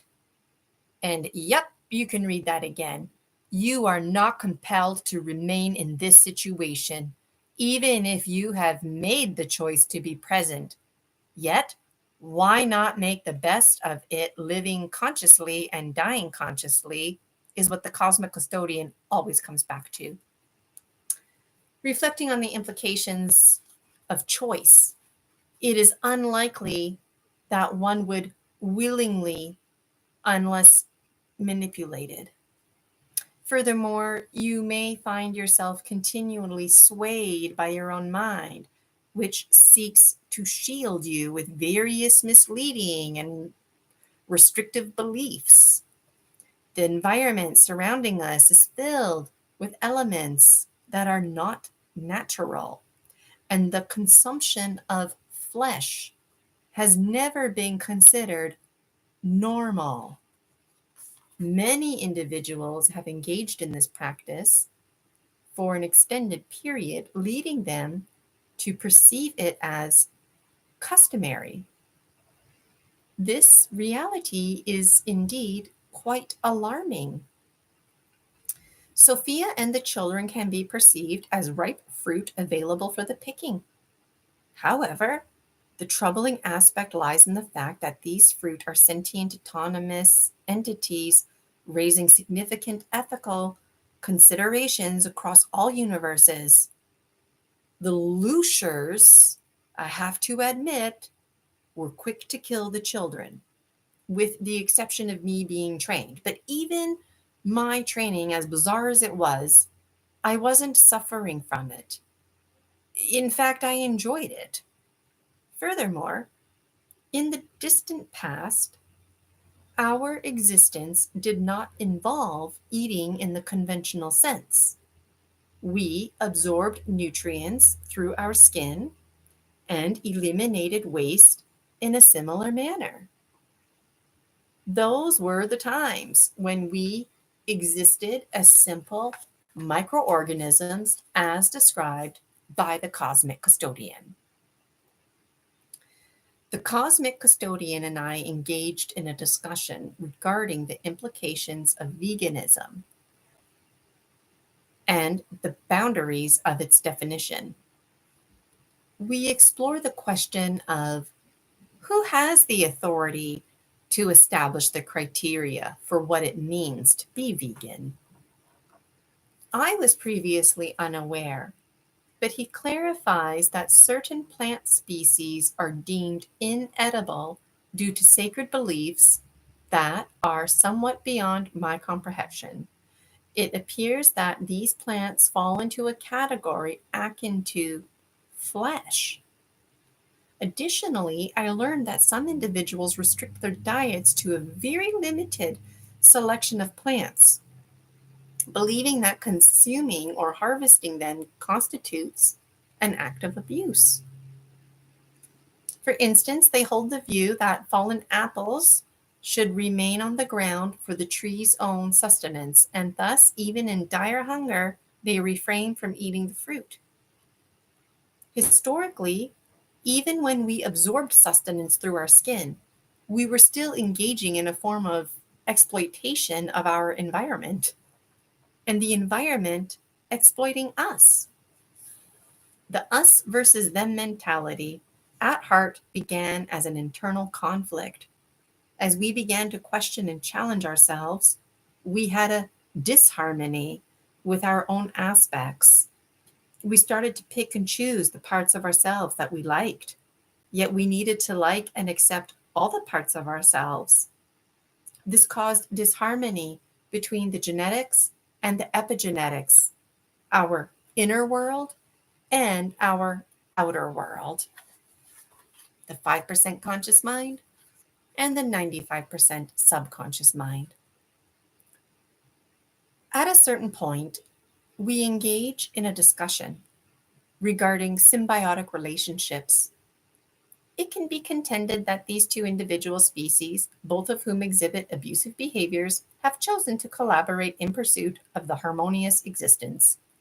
This was us way back in the day. This is commendable as their interdependence alleviates their individual struggles. Moreover, it represents various communities linking up to get in on this harmony.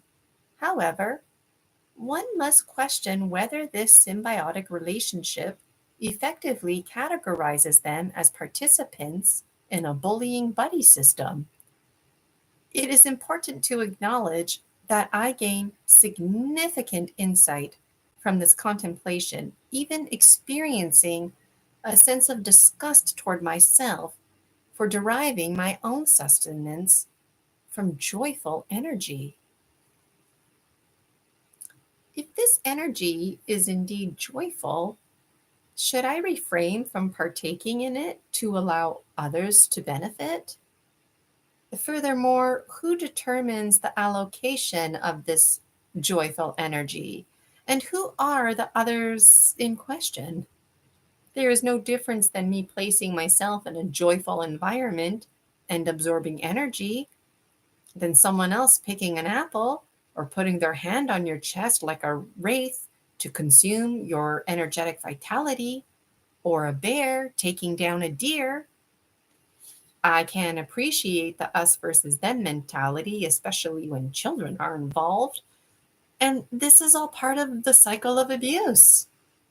Yet this mentality only seems to be a thing of intelligent species, for ignorance really is a bliss. The cosmic custodian and I engage in a discussion about the vast garden to which we all belong. Essentially, if this garden, symbolizing our surrounding world, views us favorably, it will cater to our needs, as we are fundamentally the harvest that the garden reaps, all part of the greater alchemical process to which we are connected. It may seem peculiar But the garden also supports those who may be deemed undesirable or harmful. This raises the question of whether we can exert control over the garden or, by extension, the greater consciousness.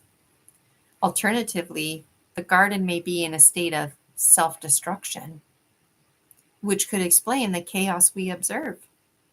It might be generating and nurturing its own afflictions, including these undesirable entities known as looshers. The looshers, an example of a manifestation of the mind's primary function, to protect. Consequently, the only genuine means of safeguarding oneself may involve entering a state of non-existence or slumber. Yet, this would lead to stagnation if we didn't wake up, ultimately resulting in the universe discarding you for no longer being of service. Like any snakeskin, you'd be shed away. Yet, could we not continue to alchemize through our dreams? Through our very illusions? And are we all currently an illusion, including myself and the cosmic custodian? But despite illusion, why not choose to live consciously and die consciously is what is insisted.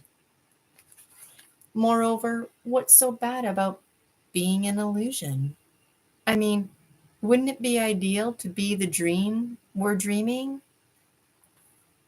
It is essential to consider the concept of co-dreaming, as it prompts many of us to reassess our companions in this shared experience, the turmoil we encounter both internally and externally.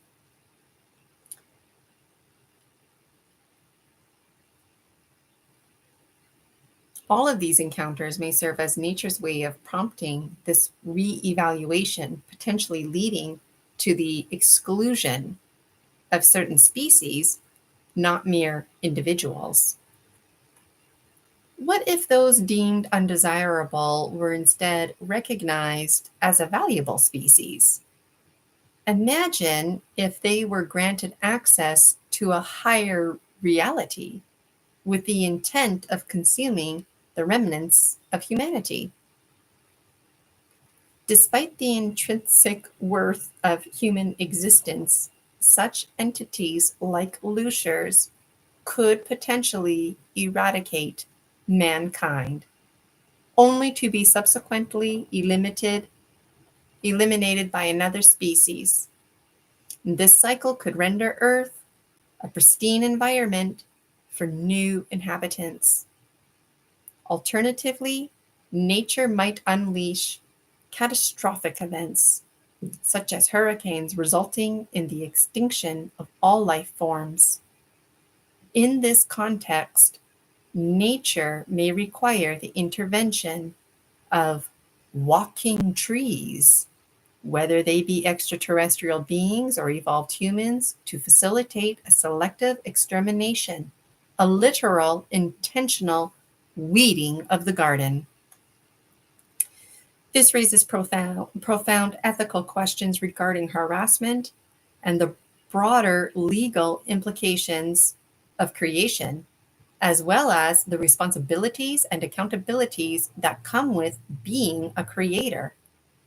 While we may not directly be responsible for the majority of our challenges, we are nonetheless tasked with overcoming them, which necessitates a transformation of self.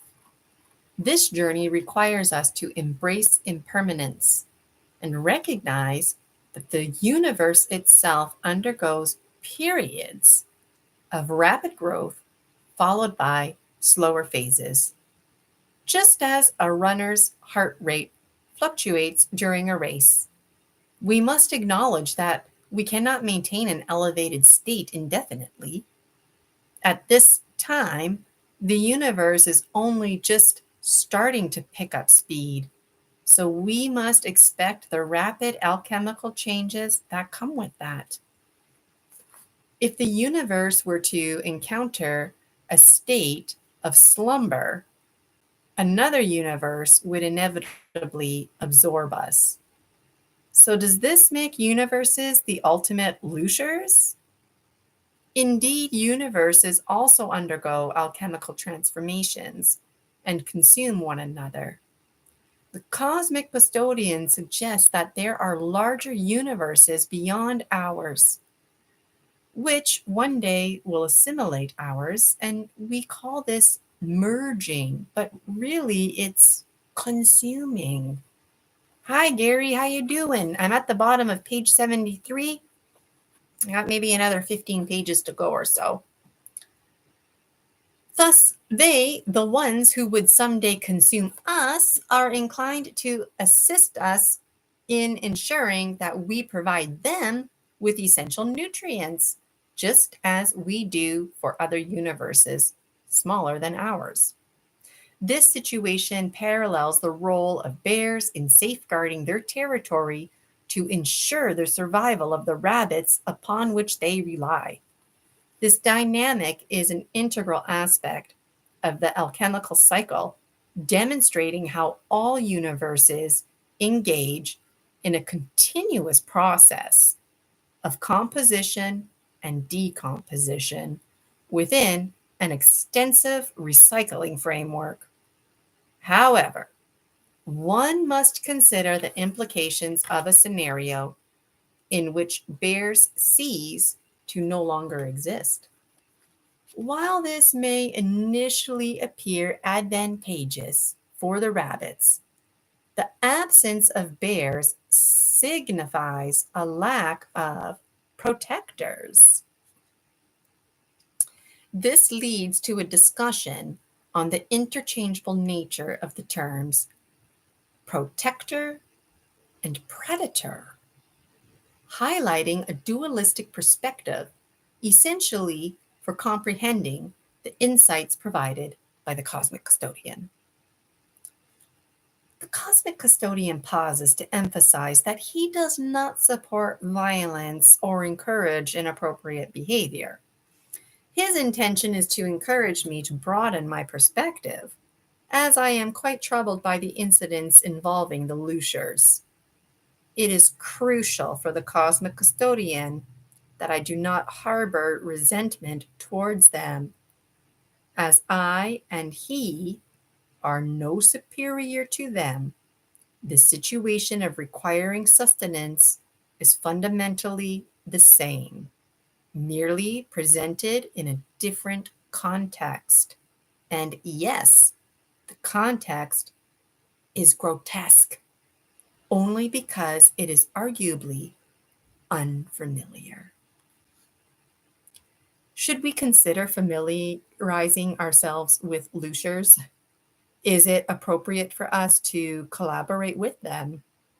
There are individuals enduring immense suffering due to their chemotherapy treatments, some of whom may be open to the idea of a Lusher assisting them in ending their lives. In this context, Lushers could assume a revered position within the community, contrasting sharply with the current practice of physicians administering lethal substances. The cosmic custodian reminds me that I have explored this theme in my previous works, where disruptive us versus them mentality ultimately complicated the narrative. I find it challenging to maintain coherence in my own storylines, as they tend to diverge significantly. The cosmic custodian suggests that this disorientation is part of the enchantment of becoming ensnared in our own illusions. We often lose ourselves in our thoughts, which require a process of refocusing through unfocusing, as everything we concentrate on is merely an illusion, much like the lines on a map that exist only because we have imposed them. I get a lot of perspective.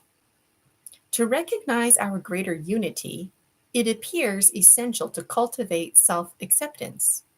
However, Many individuals struggle with self-love, resulting in a reciprocal lack of acceptance from the surrounding world. Consequently, we possess the abilities to sustain ourselves through our own self-esteem, yet often fail to do so. This highlights the critical importance of self-esteem. Acknowledging the profound abuse our species has endured is a significant realization, and it is important to remember that even the Lushers, including their ancient leader, have also faced severe mistreatment. Therefore, we must approach these discussions with compassion. The truth can be challenging to confront, and it is sensible to begin by acknowledging this difficulty, as well as our own ignorance. The more we learn, the more we realize how little we truly know. Thus, our best course of action is to support one another and establish boundaries. I'm at the top of page 76, if anyone's following along at home, and this ends on page 81. Is it indeed unjust that the Lushers find themselves within Sophia's reality? And arguably, is it not equally unfair that I am present there as well? Who am I to feed off of the children's joy? Am I taking away from another presence who consumes joy? Was I joy hoarding? Furthermore, is it fair for the Lushers to remain unaware that Sophia's species holds the potential to greatly benefit and ultimately save the Lusher species? Would revealing this to the Lushers not be rooted in compassion? This raises questions about whether older species hold precedence over newer ones, and who determines such hierarchies. I am truly impressed by the Cosmic Custodian's insights on these subjects, as he has evidently engaged in profound reflection and discussions with others. The role of the gatekeepers and the establishment of designated spaces is indeed essential. Furthermore, the topic of gatekeepers and boundaries is quite contentious, and the Cosmic Custodian reminds me that I have addressed this issue as well. This is precisely why I choose to publish these writings. It serves to prevent myself from becoming overwhelmed by repetitive thoughts. By sharing my reflections, I affirm that I have already explored these complex ideas. Having shorter stories would help me keep track of content with chapter titles alone. But it's like the powers that might be might want to start providing smaller, more concise downloads. And if that's me, well, I guess it's got to start somewhere, hence limited stories in this book. While I am open to revisiting my published works, the Cosmic Custodian advises me to concentrate on further publishing and enjoy listening to the insights offered by my readers. He humorously yet earnestly implores that readers and listeners alike refrain from asking me to clarify my thoughts or any information in my books. For those interested, the Cosmic Custodian is accessible to everyone, encouraging direct communication. Although many may feel apprehensive about approaching him, he assures that unless one's time has come, he will not claim one's soul, except in cases of suicide, which he states he will collect out of divine courtesy. However, it is concerning that he encounters an increasing number of empty vessels, a topic I have also previously addressed. I have written extensively on these matters. This marks my 8th book, and I still have more to share. I have a deep passion for writing and enjoy the process of contemplation. However, it does not currently provide for my financial needs. Consequently, the Cosmic Custodian suggests that the title of this book, Scary Stories, is intended to be the first of my series that will generate sales and significantly enhance my new career. As various psychics have indicated, my purpose is to offer valuable insights, and it appears that my book series, Gemstone Readings, and programs, which I am dedicated to providing, have not yielded the desired results. It is this Dragon Dreams book series that is expected to succeed. All that other stuff is extra. It's stuff I do for me that I enjoy sharing with others. The job is writing because it gets folks thinking. Moreover, it gets them hoping and dreaming. And that's something all the universes need all the time: hopes and dreams. Like any endeavor, we must take the initial steps to initiate progress. Initially, this book was meant to be fewer than 100 pages, possibly even under 80. It was intended to be a brief work. However, an abundance of ideas has emerged, and I accept this development, as tomorrow is never guaranteed. It seems that student status is a favorite status because it's the only status that allows my creative juices to flow in its own continuum of alchemy. The Cosmic Custodian informs me that individuals are willing to compensate me for reading their books, attending their conferences, and spending time with them to learn their methodologies.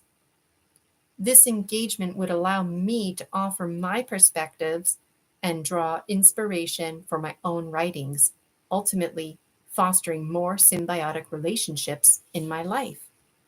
He also claims that I do not lack intelligence, a notion I have grappled with alongside issues of low self-esteem. The struggle arises from my tendency to prioritize others before myself, which, while noble, creates an imbalance that leads me to feel unworthy. Consequently, I often perceive myself as a spectral entity in my dreams, as I deny myself the experience of a tangible biological existence, despite the fact that numerous individuals in the physical realm, such as the biological one named as Gina, would welcome my presence. I summon the wise and well whale and orca elders to listen to my song, my melody, this very Dragon Dream series. Cosmic Custodian rejoices in laughter, which nourishes me, quite literally, and his laughter continues to sustain me further. He emphasizes that I possess the ability to influence my surroundings, to experience joy. I can make him laugh, which in turn nourishes me, fostering a symbiotic relationship, as he too derives sustenance from joy. Initially, Death was imbued with joy, prompting him to seek out joyful narratives that encompass death. He expresses that he is filled with joy in this moment, for the wise and well whale and orca elders heard my song long ago, and they continue to harmonize it for me. This is the reason my life has unfolded as it has, leading me to my current position. I have come to understand my role as the unmaker, a realization that eluded me in my youth through the cosmic custodian though the cosmic custodian was aware of it. In fact, I was perceived as a rumor or a fairy tale, a theme I have also explored in another book. All of this is now coming to fruition, at least consciously, since everything exists in the now. As always, there is much to convey, and a final reflection on my book series is that individuals will pay to gather around, allowing me to listen to their discussions about my work, read from it, and it will always be a pleasure for them to hear me read. I will establish a routine where I read passages that people vote on and request, and I find immense joy in this experience, as do they. The cosmic custodian senses my happiness and draws nourishment from it as it radiates from me, and I, in turn, draw sustenance from his joy as well. It is noteworthy that the significance of epigenetics is being emphasized, allowing me to engage with individuals from who I can learn in my own joyful manner. This interaction, facilitated through my literary works, fosters a symbiotic relationship between myself and my readers. Moreover, the various aspects of myself. We mutually provide each other with joy, which sustains us. Ultimately, the social and emotional environment takes precedence, a truth I acknowledge. We are reminded that we influence the epigenetics of others, and through these symbiotic relationships, we can achieve harmony. Despite these connections, I feel overwhelmed. This is a lot of thinking. At our core, we are part of a vast interconnected cycle, and eating serves as a means of processing our experiences. There are indeed entities that consume thoughts, emotions, and beliefs. Elements that we typically do not classify as food. Just think of the blue beings and the seagulls I wrote about. As someone who identifies as a ghostly figure, at least the aspect of me that does, which is typing in this moment, I derive nourishment from the joy of others and from my own emotional state. This connection to my epigenetics influences my tendency to seek out peaceful environments. However, the cosmic custodian raises an important point.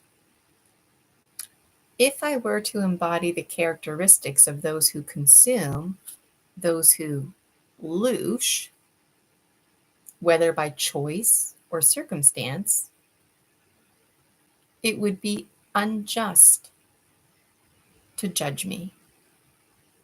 I mean, would I judge a spider who requires their milkshakes?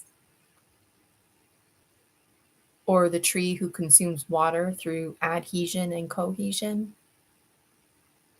He further shares that he collects the souls of cows and deer, suggesting that he perceives this unfortunate looshing reality as fundamentally similar. He encourages me to recognize that intruders are not fundamentally different from myself, and to remember the greater unity to which we all belong, while also striving to eliminate judgment and maintain a critical perspective. Not that he condones all of this. Lots of folks out there perceive the cosmic custodian as a monster, and we're reminded not to fear the reaper, for we would be fearing ourselves. And that, dragons, concludes the end of Looshing. If you want to read Looshing, you can find it in Dragon Dreams Book 8, Scary Dreams. Looshing, all the Dragon Dream series based on my real dreams, my real life, half remembered, half misunderstood.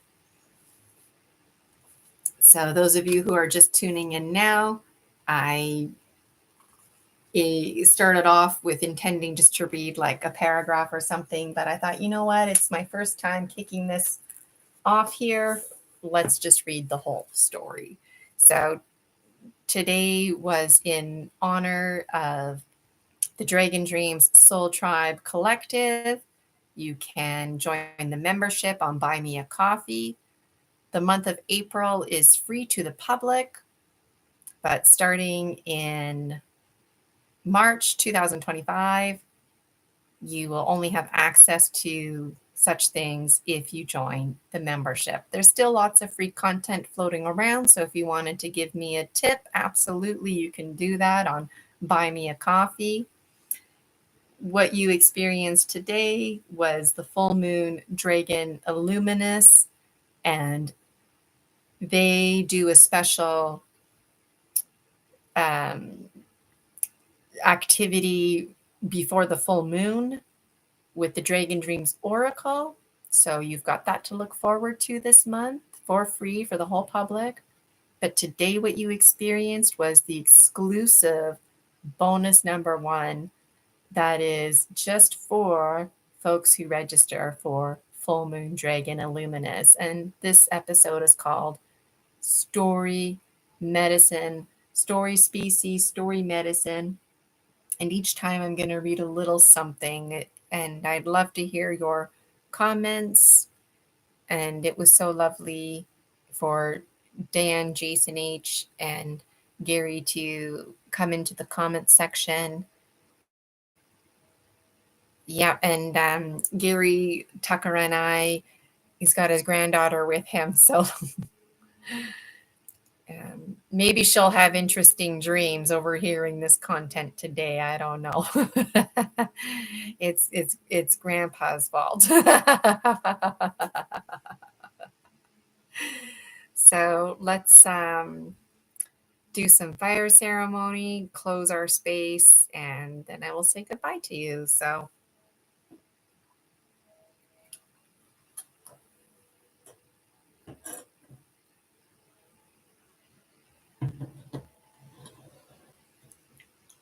just something that you want to let go. I want to let go more and more of any fear or confusion I might have. As I was reading today, I was reminded to make the unfamiliar familiar. Ideas of the Homo sapiens sapiens being on the menu. I gotta let that go. And I need to also let go of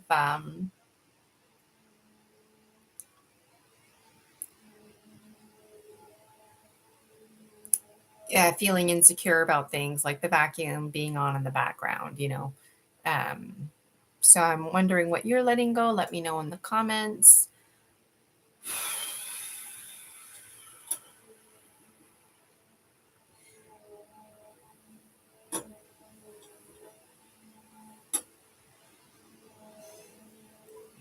And I've got another one here, something that I'm grateful for. I'm really grateful for today. I've been working hard. I've been working with the moon cycles, and I was really excited to launch my program back in the fall. I kept getting redirected, and now finally today we are in full bloom. April is free to the public. It was exciting reading book 8 and just really thankful that the dragon dreamers are getting pulled in, and stories are medicine. I need to hear your stories. I need your medicine because it helps me make sense of my own stories. Um, so I'm very grateful for those who tuned in today, and nobody's shared any insights in the comments.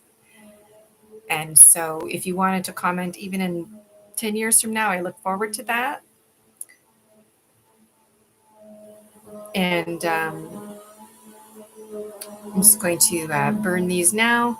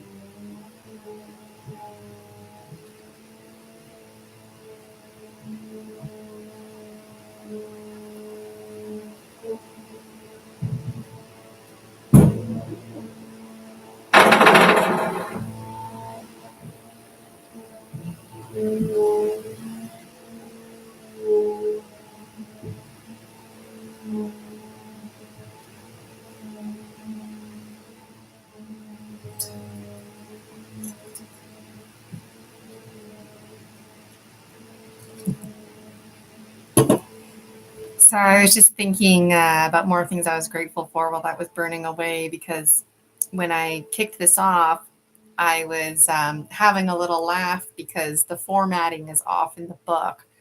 And I completely forgot, but I was remembering in that moment as I was sharing it live, that I felt insecure about that when I first started publishing. Um, but I'm convinced that folks out there, these Dragon Dreams book series are going to become quite beloved and adored by all kinds of folks out there. And some folks are just going to default to revising it for me and helping out with formatting. But there's actually going to be a little bit of a demand sometime in the future to get a copy of the original, the ones that are not formatted properly, especially in the first book. I've got like, 2, 3 sentences in a row repeating, that kind of stuff. I was not well when I published the first 4. And that's all part of the story medicine. And when I was reading Lushing, um, I remembered at the end having a conversation with the Grim Reaper, but I forgot about that part where the Grim Reaper was telling me, like, to have confidence. And I forgot about how he really emphasized the oneness. And I just really appreciate the Grim Reaper, the cosmic custodian. And I forgot that last little part, and I felt a little bit shy reading it, but it was really meant to be. It was really meant to be. And Gary's commenting, she's got quite the imagination and she loves dragons. Well, I'm not surprised because she's part of our Dragon Dreams Soul Tribe collective. So that's awesome to hear. So let's close up some sacred space. If you're not familiar how, you just follow my lead. So, whoops, my chair keeps bonking into this thing. So we're just going to reverse it. We're going to go out, up, and down. And I always like to breathe in when I'm going up. So here we go, closing our sacred space.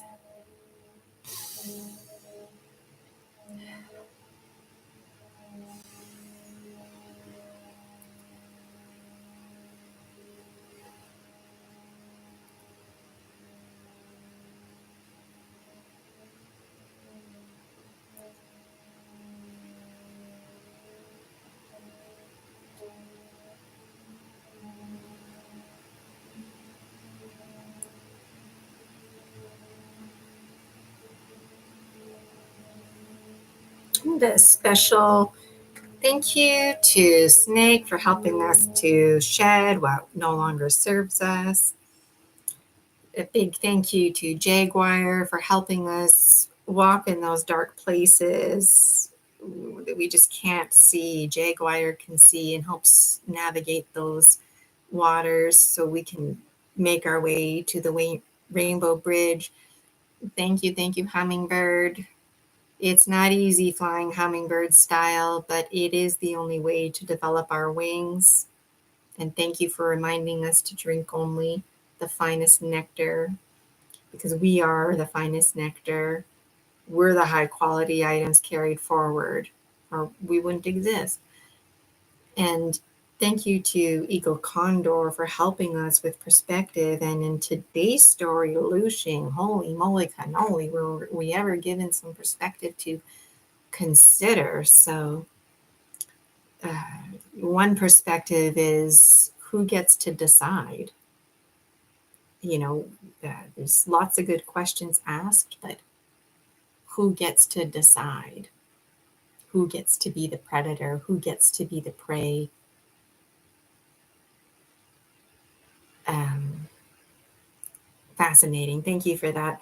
And a special thank you to my guides, especially Manus, because Manus is the number one advocate, um, a protector of your Akashic record. It's in his library and it's there for you. Um, Only we can write our stories. And I'm also thankful for my other guides and for the cosmic custodian, also known as the Grim Reaper, who is not known um, to be so grim in other dimensions, but he gets it. It's where we're at.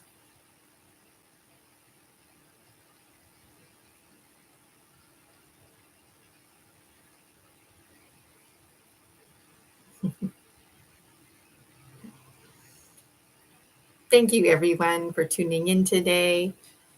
My name is Gina Virginia Casella, spiritual biz entrepreneur. I would love for you to join my Facebook group, the Dragon Dream Soul Tribe Collective. Take a picture of your dream journal, put it in there. I'd love to see it. Comments from days like today, putting it in the comments here or in the Facebook group, the Dragon Dream Soul Tribe Collective. Really great way for you to connect with other Dragon Dreamers just like yourself. And I would adore if you registered for one of my programs. You can do that on Buy Me a Coffee. And if you're enjoying the free content, you can absolutely leave me a tip, leave me a little special message. I love reading them, and I look forward to chatting with you next time. So, tonight, just a quick reminder, I will be on the Typical Skeptic podcast live. I will be doing mini gemstone readings. So, you want to get in on that. And then Thursday the 3rd, we've got Tillers of the Earth, protection and clearing to look forward to. So make sure you check out that schedule on Buy Me a Coffee. It's all there, folks. So looking forward to that again. My name is Gina Virginia Casella. You can learn all about me on my website, ginavirginiacasella.com. Definitely want to get in on my free Facebook group, the Dragon Dream Soul Tribe Collective. Check out the file section. There's some free resources in there. And like I said, I would just adore if you registered for one of my programs. So these are usually 1 hour. Today in celebration, I read the whole chapter of Lushing, and I hope you enjoyed it. Take care for now. Talk to you later.